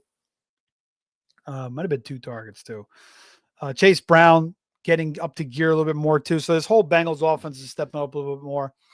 You're going to utilize those 4 guys. But I'm going to take the Bengals here. It's a little bit of a risk because of Flacco's shoulder. So we'll see how he practices the rest of the week. If he's a full practice tomorrow, I'll feel much better about it. But I'm going to take the 2.5 here with the Bengals at home. I think they're going to get the win. The Bears, they won 4 in a row. Lose last week to Snoop Huntley. The Bengals lose to the Jets with Flacco, but beat Pittsburgh with Flacco. A 3rd straight home game. I think they'll get the win here, or at least maybe it's a 1-point game they cover. But anyway, I'm going to take the Bengals plus 2.5. All right. 4:00 games. We're getting close to the end here. If you're still with us, appreciate it. 1:20 in the morning. If you're on the West Coast, the 10:20. That World Series game ended at 3 a.m. the other night on the East Coast. Dodgers are down 3-2. Now going back to Toronto. I'm rooting for the Blue Jays. I got to keep the show under 2 hours so I can see if we can make that happen. We should be able to. All right. Jaguars, Raiders. Raiders coming off the bye, getting Brock Bowers back. Jacoby Myers on the trade block. He's a little bit banged up. Sounds like he'll play. I was getting a little bit giddy about Jack Betch. Not a great matchup for Austin Genty. Ashton Genty. I'm calling him Austin Genty. Alrighty then. Not a great matchup for Ashton Genty here against the Jaguars, who are top 10 against fantasy running backs. Just 3.8 yards per carry, just 2 touchdowns. So I don't feel great about Genty on the ground. But he is coming off a bye week. Maybe they figured some things out in the run game, but I still don't like the matchup. Shout out to the Jags defensive coordinator Anthony Campanelli from Fairlawn, New Jersey, coached at went to Paramus Catholic, coached at Don Bosco and Rutgers. Now doing a pretty good job with this defense. Graduated with one of my best friends as well.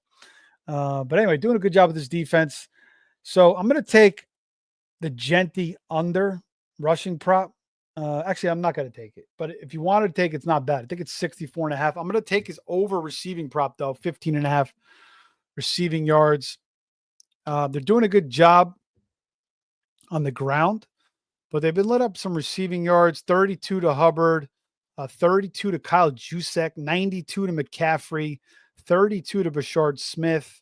So I think that the Raiders realize their 2 best players are Genty and obviously Bowers. They should realize that. And when we've seen Genty get utilized in the passing game, especially when he had that huge game against the Bears, we saw get him in the open space. He just people just fall off him. So you got to get him in the passing. I think 15.5 yards, not a lot of receiving yards. Throw him 3, 4, 5 screens a game. Geno, you don't want Geno throwing downfield anymore. He's just been horrible. Get him some easier looks. Get him Bowers across the middle. Get Bowers on delayed routes. Get Genty on screen routes. Get Bowers on drag routes, crossing routes, stuff like that. Utilize Jack Betts a little bit more. I always thought he was better than Thornton. I don't know why they fell in love with Thornton, because he had a good preseason. They thought he was Randy Moss 2.0 or Baby Moss, like Baby Jordan with Harold Miner. If you guys remember that. Remember the Harold Miner rookie cards were a huge thing back in like 1992. Same year Shaq came out and Christian Laettner, LaFonso Ellis. But anyway, remember those Fleer Ultra rookies were like the hot shit back then. Do have a couple Shaq rookies. They're not, I didn't take good care of them though at that age though. So they're definitely not Gem Mint 10s, but they are Shaq rookies. So they got to be worth a decent chunk. Anyway, another rant here at 122, almost losing my voice here as well. I mean, we got a little bit of a cold front here in Florida. It's like 60 here, maybe 70, maybe 60 tomorrow night. Then it's going to heat back up. Maybe that's why my voice is getting a little bit raspy. I'm drinking bone broth here. If you guys don't drink bone broth, get on it. It's good for you, and it tastes pretty good too. But I'm going Raiders here, +3. Coming off the bye. Jaguars going from Florida to Vegas. What is it, a 4 or 5 hour flight? I just think Pete Carroll is going to get this team geared up coming off the bye. They've looked terrible. They're freaking 1-7, 1-6, whatever it is. The only win was against the lowly Titans. They got blown out by Kansas City. They got blown out by the Colts. They almost beat the Bears. It was a blocked field goal. Bears won that game. Blown out by Washington. Blown out by the Chargers. Oh, no, they beat New England. So they do have 2 wins. My bad. But yeah, I think they come off the bye here and they cover the spread +3. Obviously, you're not using Geno outside of a desperate super flex play. Bowers, you're utilizing. I actually like Bowers in this game to come back and sort of smash. Let's take his prop over 49.5. And again, we're going to recap all these props before we get out of here, hopefully under 2 hours. But over 49.5. Jaguars haven't been great against tight ends this year. 10th or 11th worst. Jake Tonjes, 3 for 58 and a touchdown. Kelsey, 7 for 61 and a touchdown. AJ Barner, 3 for 71. Colby Parkinson, 3 for 47. So Bowers, they rested him for a freaking month. Fantasy owners, I took a decent amount of, that's another guy, along with Bucky Irving. Just getting Lamar back this week. I just got Kittle back. I took a decent amount of Kittle. I was one of those guys where I took a decent amount of Bowers and Kittle fairly high. Again, I play a lot of leagues. I took a lot of Kraft late. I took a little bit of McBride too, but at the point now where I'm just going to play matchups with tight ends. And I'm almost going to like stream tight ends going forward in fantasy. Like I'm going to take these sort of guys still. And I've always been a wait on tight end type of guy. And I always kind of was a wait on quarterback type of guy too, until Josh Allen came along and I was getting like, Josh Allen, like 8th, 9th, 10th round. And obviously I had to pay up for him in the last 4 or 5 years, but I've been paying up to get him in a lot of leagues because he's been so damn good for fantasy. But if you could hit on late quarterback and late tight end, and then you hit it, you don't make those bust moves up top, that's where your teams could really just be absolutely incredible. But again, sometimes you don't hit the picks up top. And sometimes you don't hit those late quarterbacks or late tight ends. Like you could take the wrong quarterback. Like you could have took a CJ Stroud late last year or Jordan Love late last year and it didn't work out. But the Drake Mays of the world obviously are working out big time. Baker, you could have had late. He's looked great so far. But anyway, another freaking rant. This is more like off-season talk. I'm like back in draft mode with this stuff. But just some things to get through. But anyway, Bowers over 49.5. Genty over 15.5 receiving yards. I like the Raiders +3. Enough about the freaking Raiders. Let's talk about Travis Hunter. Before the bye, getting a lot of usage. Brian Thomas left that game. Then he kind of even upticked a little bit more. Brian Thomas, rumors of trades. Brian Thomas has looked like he's kind of been checked out this year, whether he's jealous of the Travis Hunter, Trevor Lawrence commercial that we've seen 67,000 times, or maybe just kind of feels slighted a little bit by that. It almost seems like it, but also I think he's been banged up. First the wrist injury, then he was playing with something like he got barely tapped, like a press route, and he left the game. So he's been practicing in limited fashion. We'll see if he comes back. But all expectations are Travis Hunter is going to have a really big game going forward. We saw them do that swap trade, to get the corner. What the hell corner did they pick up? But anyway, the corner's been playing great for them. So that's kind of helped them. Maybe that's kind of what they were thinking. Like maybe we could make this trade to get this corner and use Hunter a little bit more on offense. And we're kind of seeing that now. And, it's kind of being used a little bit more in the slot now as well. Thomas playing a little bit more on the outside. Thomas was playing more in the slot last year. That's probably hurt Thomas a little bit as well. Whether or not Mac Jones made him better, I don't know. I mean, there's a lot of things here. The other thing is, so I don't know about BTJ. I don't know how great I feel about him. If he's starting though, he's probably one of your better receivers. So you're probably throwing him out there. And, it's a good matchup against the Raiders. The same thing with Hunter. I mean, you feel excited about it. I mean, this is kind of the week you're going to use Hunter and feel pretty decent about it. You're not going to like sit back and wait and see again. Like, I feel like if you have Hunter, this is kind of the week where now, we're putting him in the lineup after we've seen it. Let's utilize him now. And then what's going on with Travis Etienne? A lot of people are talking about Tootin's going to get more usage now, but Etienne's had some tough matchups. They've faced some pretty good run defenses. The Rams, Seattle, the Chiefs. I mean, even for Brian Thomas, those are 3 brutal matchups. So this could be a good bounce back spot for the Jaguars offense in general.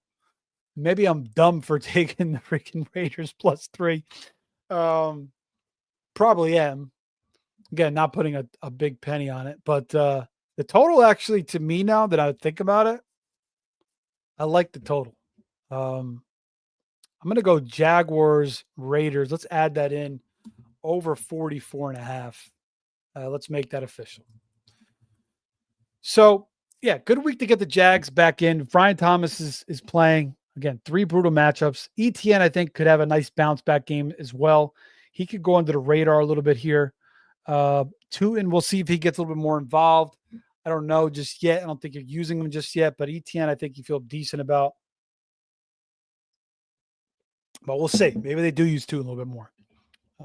And that's basically it for that game. All right, couple more here. We got 2 more 4 o'clocks. Then we got the Sunday night and the Monday night. Another big spread here. Rams versus New Orleans, 13.5. Total is, I don't even see a freaking total here. The hell is the total in this game? 43.5. We're going to get Tyler Shuck, the guy who I thought would win the job because Rattler was so damn bad last year. Rattler, to his credit, did look better this year, but the wheels have kind of fallen off the past couple of weeks. And I think, they realize it's just been kind of ugly and disastrous. So let's see what Shuck has. Shuck came in, didn't really do much last week. But Shuck gonna chuck for sure. 17 of 30, $128. Also threw a pick. Ran for 12 yards. Shuck and Rattler both ran for 12 yards last week on 3 carries. But Shuck gonna chuck. So you don't feel too bad about Rashid Shaheed and Lave with Shuck. I don't know how much of a drop off it is. It's probably, lateral move, if anything. And if anything, there's might be more upside because Shuck, I think, might be a little bit better of a downfield passer. I mean, Rattler's kind of throwing. I mean, he's about Rattler, like he doesn't give a shit. Like he'll just toss it down the field too. And Kamara hasn't been getting any check down, so maybe that's better for Kamara too. Maybe Kamara starts getting a little bit more receiving work. I know he's a little bit banged up. Kedry Miller's out of the way. Devin Neal, if he's out there, not a bad pickup. I mean, there's a slight chance maybe Kamara gets moved. I don't know why Kamara wants to stick around there. Maybe he's just comfortable.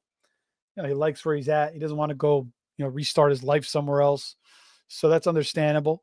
Even though there's no winning coming and he's, 29, 30 years old at this point. We'll see if Shaheed gets moved. He's a little bit banged up. And I always get a little bit worried, like when these guys are on the trade deadline, like what are they going to do? Are they going to want to fully run these guys out? Are they going to kind of slow their roll at some point to make sure they don't get hurt so they can move them? So I don't know. I mean, I'm going to have to use Shaheed in some spots. If you guys have any insight on that, let me know. Like on a guy that's on a trade possible trade target going into the trade deadline, like how much of the team going to use him? Do they want to showcase him, or do they just want to showcase him to a point and then pull him back? But Olave, you feel good about. Juwan Johnson's been getting it done the past couple of weeks, even with the return of Taysom Hill. If Kamara gets hurt at any point, we could see a lot more Taysom Hill.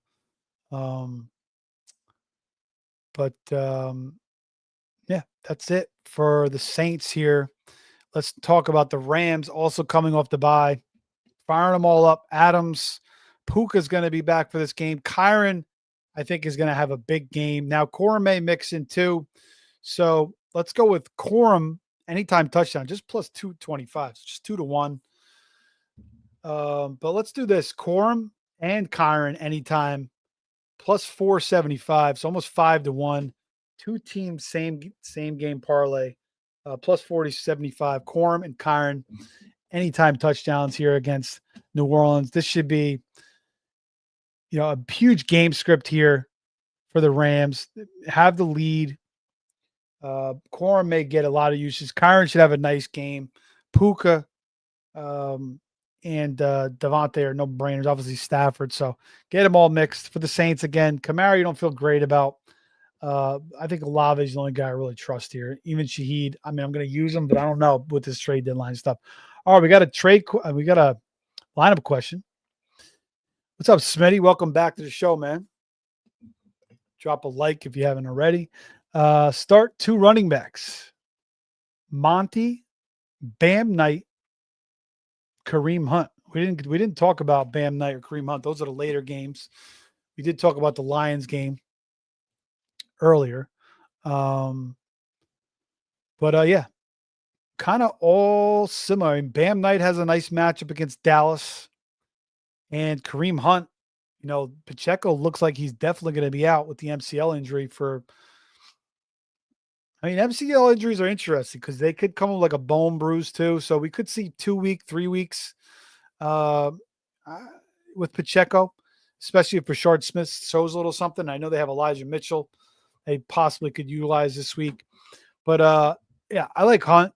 I think he's one of them in a 52 total. He could also give you some work out of the backfield. I think he's going to score this week. I'm going to take his rushing touchdown prop. Montgomery against the Vikings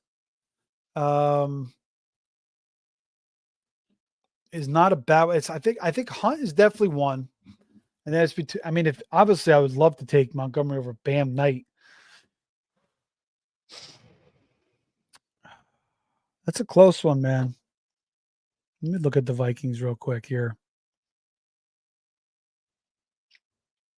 Against running backs. I mean, 11th overall. 4 yards per carry. The Lions should have the script here.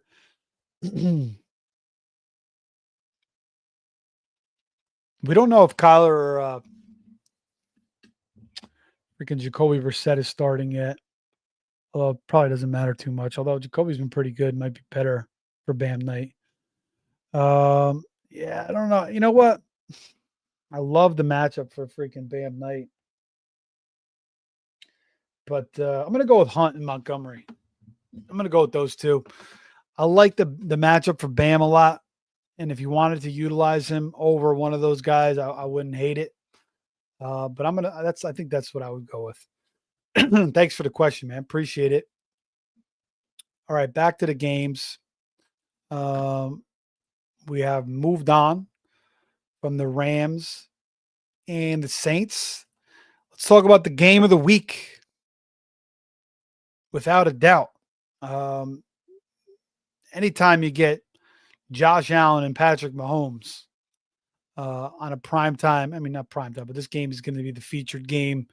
You know, if you just don't have the ticket or, just have regular Fox or whatever, NBC, or I don't know what channel this game's on, but obviously an amazing history between these two teams. The Bills beat them all the time in the regular season, but 0-4 now in the playoffs. Going back to 2021, the Chiefs beat them 38-24 in the playoffs. 2022, they beat them 42-36. That was probably one of the best games I've ever watched between the Chiefs and the Bills. We all remember that game. Gabe Davis, 3 touchdowns. Bills score with 13 seconds left. Then they allow like a huge pass to Tyreek Hill and another big pass to Kelsey. Buckner bangs like a 50-something yarder, puts in overtime. Chiefs get the ball first, go right down the field and score to Kelsey. Game over. Bills should have won that game in Kansas City. And then January 21st, 2024, Chiefs win in Buffalo, 27-24. I believe Tyler Bass, was that the game he missed the field goal? Maybe that was last year. But anyway, last year in KC, January 26, 2025, 32-29, Kansas City. And then Buffalo beat them in Buffalo 30-21 in the regular season. Buffalo beat them 20-17 back in 2023 in Kansas City, 24-20 back in 2022 in Kansas City, and even 2021 in Kansas City, Buffalo beat them. But they had the win last year in the regular season. Mahomes went for 196 yards, 3 touchdowns, 2 picks. Worthy, Hopkins, Watson, Kareem Hunt had 14 for 60 in that game. Josh Allen, 2 for 262, a touchdown. Also ran for 55 yards and a touchdown. That was that big run he had at the end of the game to seal it. Shakir had 8 for 70. Curtis Samuel, 5 for 58. Those are the 2 top receivers. And then in the playoff game last year, 32-29, Kareem Hunt, 17 for 64 and a touchdown. So, Smitty, there you go. Kareem Hunt, pretty good history rushing the ball against the Buffalo run D. And the Buffalo run D, again, and it's been a kind of a thing for Buffalo throughout McDermott's era. Just cannot stop the run. So the Chiefs are definitely going to want to utilize that, even though they don't really run a ton. Mahomes, 43 yards running for 2 touchdowns rather, on 11 carries. Worthy had a nice game, 6 for 85 and a touchdown. Juju Smith-Schuster, 2 for 60. Hollywood Brown, 3 for 35. Kelsey, 2 for 19. Mahomes had 245 yards and a touchdown. Allen, 237, 2 touchdowns, 39 yards rushing. James Cook, 13 for 85, 2 touchdowns. Mac Hollins was the leading receiver, 3 for 73 and a touchdown. James Cook, 3 for 49. So how do we see this game going this year? Buffalo, all the success against the Chiefs in the regular season, but not in the postseason. Bills have beat them 5 times. Chiefs have beat them 5 times, last 10. The game has gone over 6 out of last 10 matchups. Total is very high. 51, 52 and a half. And, Buffalo, I get a little mad at Billy Bean, Brandon Bean, rather, not Billy Bean, not the A's manager, GM, rather, from Moneyball. But Brad Pitt, good movie if you've never seen it. I'm sure most of us have seen it, though. Early in the year, he got mad We scored 30 points. We don't need to add anything. We're good. That's all true. But we've seen, against New England, against Atlanta, their receivers are struggling. And Keon Coleman is not getting the job done. Everybody's shitting on Keon Coleman. Maybe Keon Coleman has a little something this week. I don't know. He's just not getting it done, man. Like, and I had my qualms about Keon Coleman. I actually said they should have took Leggett. I said, don't take Keon Coleman, take Leggett. It was one guy. Obviously I would prefer if they took up a McConkey, or that was at that point where they already passed, or Brian Thomas, but they took Coleman. I didn't really like that pick. I watched all his, catches at Florida State. Like, he was sometimes good after the catch, sometimes good on 50-50 balls. A lot of 50-50 balls he didn't make plays on, and he didn't really show much separation. He's just not really getting it done in the NFL right now. So it's kind of hurting the Bills, and they didn't really add anybody else. Like, they paid Shakir. Kincaid's back. They had Palmer. He's hurt. I don't think he's going to play in this game. They had, they still had Curtis Samuel. They had Elijah Moore. They tried to add Cooper last year. That didn't work out. I don't know what Cooper. I think Cooper was just kind of disinterested in playing. He kind of took the back seat. But they kind of rested on their laurels. I thought they could have maybe drafted another receiver or did something. They're going to have to do something next year. But maybe they're just relying on Allen to be Superman too damn much. And maybe it's just too much to ask at this point. Maybe Allen's, when they can run the ball, and that's what they want to do. They still want to run the ball with James Cook, and they do it really damn well.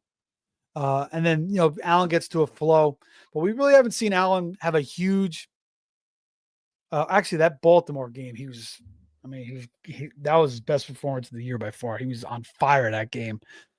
And Allen has it in him to have these monstrous games. And Allen has it in him to carry this team to a Super Bowl and win a Super Bowl on his back. Obviously you have to have James Cook involved, making the plays he does. He's a huge piece of this team. That's why I always said there's no chance in hell they weren't going to bring back James Cook. He was too damn important to this team. When I watched them in Miami last year, watching him and Ray Davis, it was just clear James Cook was the better. Just gave him a whole different dimension. So they had to bring him back, and we're all seeing that, last couple of years now.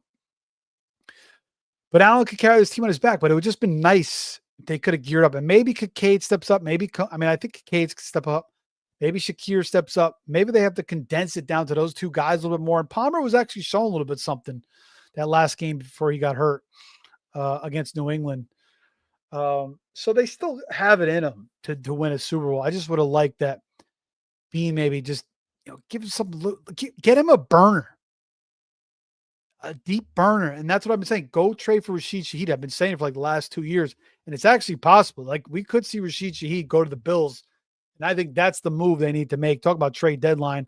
If you're a Rashid Shaheed owner, you would love to freaking see that. Although it would be crowded there. But, he could become their number one guy. It is possible. He could have some monster game. That could really elevate Allen. That could elevate Shaheed. That could elevate the entire offense. When you got a guy that could take the top off, they got Gabe Davis back.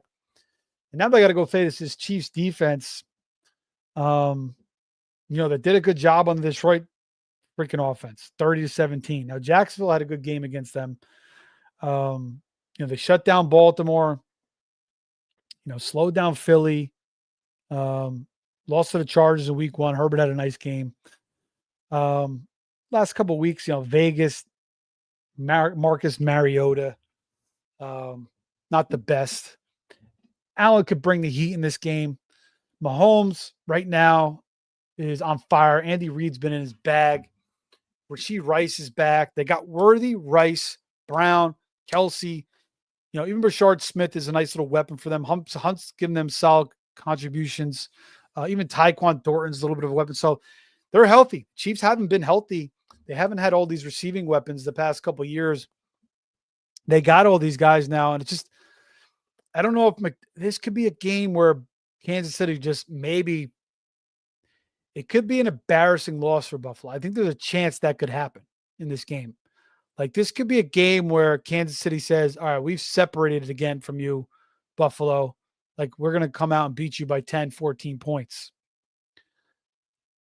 But then again, Buffalo did bounce back 40-9. I mean, again, it's Carolina Andy Dalton, but that was a good response game coming off 2 straight losses. No Ed Oliver's killer, but they're going to get Milano back. They're going to get Terrell Bernard back. I believe their corner Malik Hairston, their first round pick. He could be back for this game as well. They've been throwing out Trey White out there. Is it Malik Hairston? I don't think it's Malik. It's Maxwell Hairston. Sorry. Rookie from Kentucky. Let me see if he's back this week. This matchup. Yeah, sounds like he's coming back.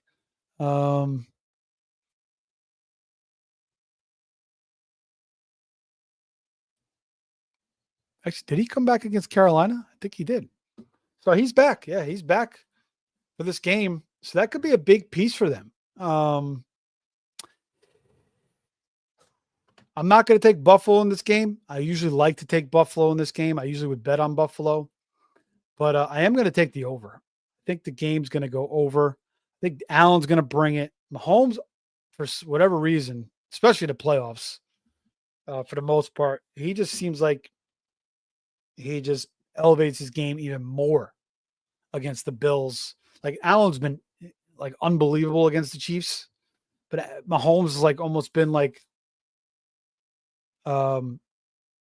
better in some of these games. Like Allen's been better in some games, but Mahomes has been like Allen has been incredible in some of these games, like absolutely incredible. Mahomes like been even better. It's crazy. Like he elevates his game even more. It's like when he sees Allen out there, like he knows he needs to take his game up even another notch. So this is why you watch football. This game is just going to be such an enjoy. Like this is a game that you want to just have no distractions. Like I don't even want to watch this game at a bar. I want to watch this game at my house. There's no distractions. Try to get away from the kids if I can and just completely focus on. I don't want to be talking to anybody. I just want to, these are the type of games I like to watch every single play and just eat it all in and absorb.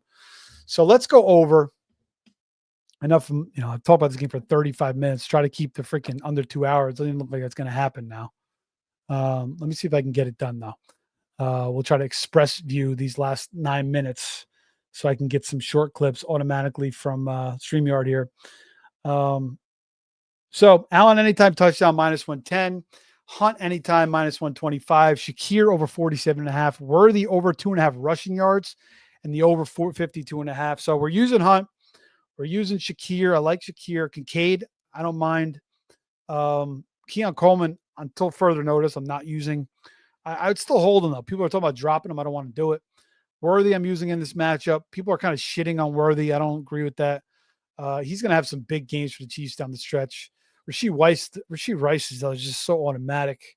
He's got such a monster role. I feel like you should man him up in the slot, though. Like, stop letting him run 7 yards wide open and then run another 3. Like, man up that crow route.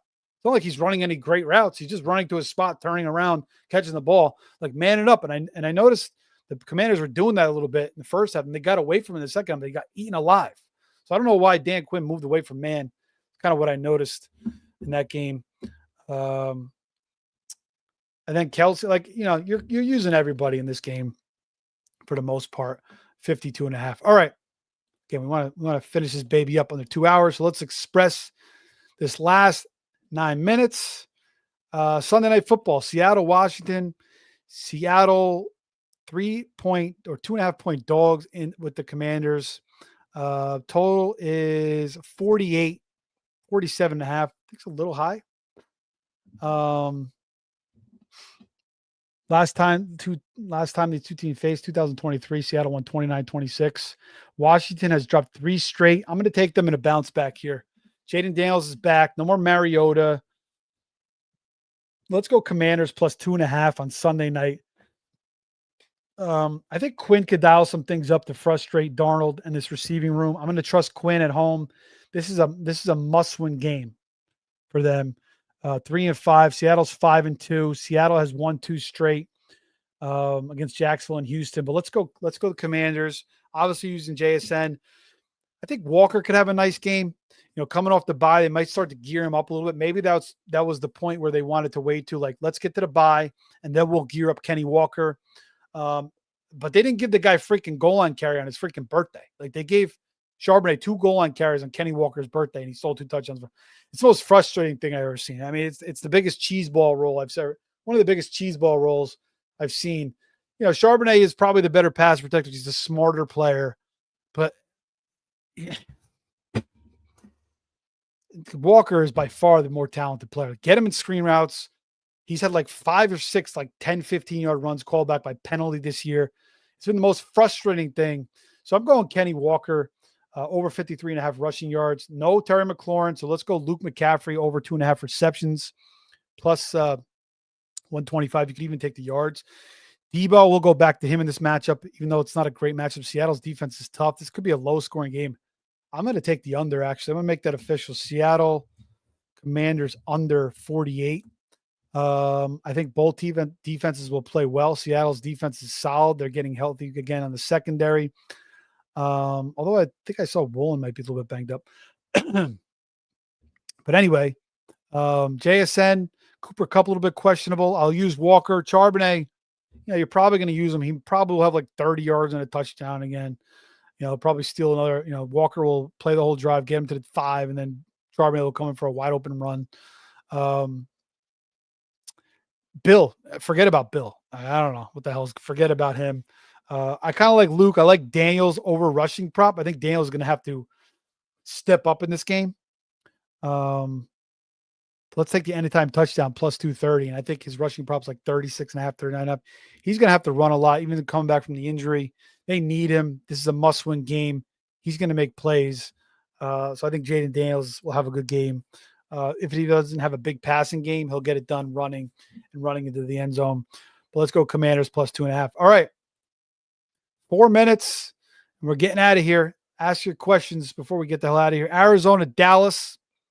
Dallas minus 3. Now, this spread is weird to me. It just seems off. Like I have Dallas winning by 7. I don't care if it's Brissett or Murray. The total, I don't know, 53.5. I think a lot of people are going to take that over considering how bad Dallas' defense is. I'm just going to stay away from it. Maybe Eberflus has finally calls a good game. Their defense steps up here on Monday night at home. But I'm going to take Dallas. Like it feels too damn obvious. But I'm going to take Dallas minus 2.5. CeeDee Lamb over 77.5 receiving yards. Javonte, you're using George Pickens, you're using Jake Ferguson, had the donut last week. He'll bounce back probably. Harrison should have a good game. His totals, his prop is 56.5, 58.5. If you're brave enough to use it against Dallas, I mean, it should go over here. Bam Knight could get into the end zone. He'll have a decent game. He should be the guy. Carter was demoted. Amari Mercado, he may play. He's a little bit banged up. We'll see if he comes back. Trey McBride is a no-brainer. Kyler Murray, if he comes back this game, like this is the 1 week you use him. So that's it. Let's go over all the picks, then we'll get the hell out of here. Let's see if we can clean this up. Troy Franklin, under 43.5 receiving yards. CMC over 66.5 rushing yards. Steelers plus 3 against the Colts, over 49.5. Roman Wilson over 14.5 receiving yards. DK Metcalf over 58.5 receiving yards. Tyler Warren over 53.5 receiving yards. Jonnu, like I said, if he plays, Freiermuth doesn't play, I'd like his over prop. Roman Wilson, anytime touchdown plus 550. Rico Dowdle under 49.5 rushing yards. Vikings Packers over 48. Jahmyr Gibbs over 69.5 rushing yards. Again, 6 touchdowns and 200-yard games last 2 games against the Vikings. Jordan Addison over 45.5 receiving yards. JMO over 42.5. The squeaky wheel narrative receiving. Chargers Titans over 43.5. Did I miss that game? I freaking talked about that game. That was the one game I missed. Vidal, anytime touchdown, minus 155. 2 is plus 300. Lab McConkey, I'll talk about real quick. Lab McConkey, we're not going to get this under in an hour. Let's start him. Quentin, a little bit rough. You're starting Gadsden, obviously. Quentin Johnson, if you want to leave him on the bench, I don't hate it.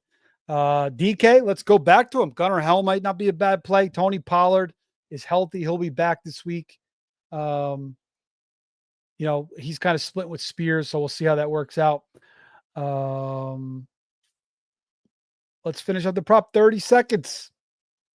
Under 45 in the Atlanta game. 4 p.m. Bengals plus 2.5.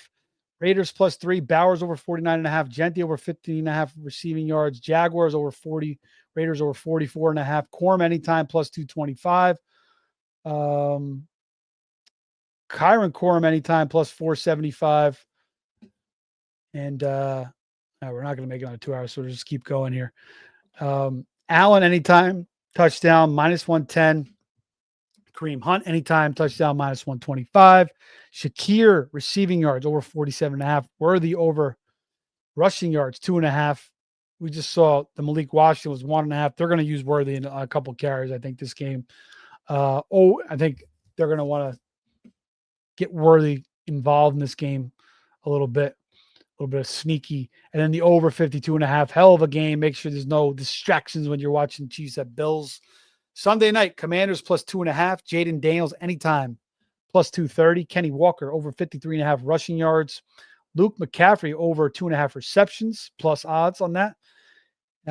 Seattle Commanders under 48. And Monday night, Cards at Dallas. We're going CeeDee Lamb over 77.5 receiving yards, and then Dallas minus 2.5. And we have 3 weeks worth of picks here. I'm going to update this going into next week and see where I'm landed at. I think I'm definitely over 50% on the picks. I'm probably up units on the props, even though I don't know if I'm winning on the props for as far as record, but I've taken some good ones like Devontae Adams plus 550, 2 touchdowns, some good plus odd ones. So we'll review it all. We have it all recorded. We'll bring that next week. But that's going to be it, guys. Thanks for everybody for tuning in tonight. Jamie, James, appreciate you joining me tonight for the first time in a while. Good to have you in here. FF Mediators shouting us out earlier. Appreciate that. Al as well. And Smitty and everybody else that was listening, didn't say anything. We appreciate you too. Like, subscribe, share.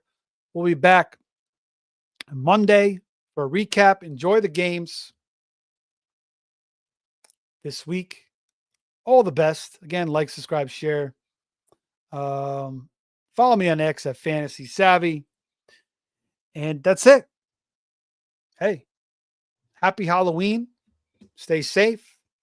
Enjoy the Reese's Peanut Butter Cup, Butterfinger, whatever it is you enjoy. Hope you don't get no candy corns, some shitty black jelly beans, whatever. But that's it. We're going to take off from here, and we'll see you on Monday.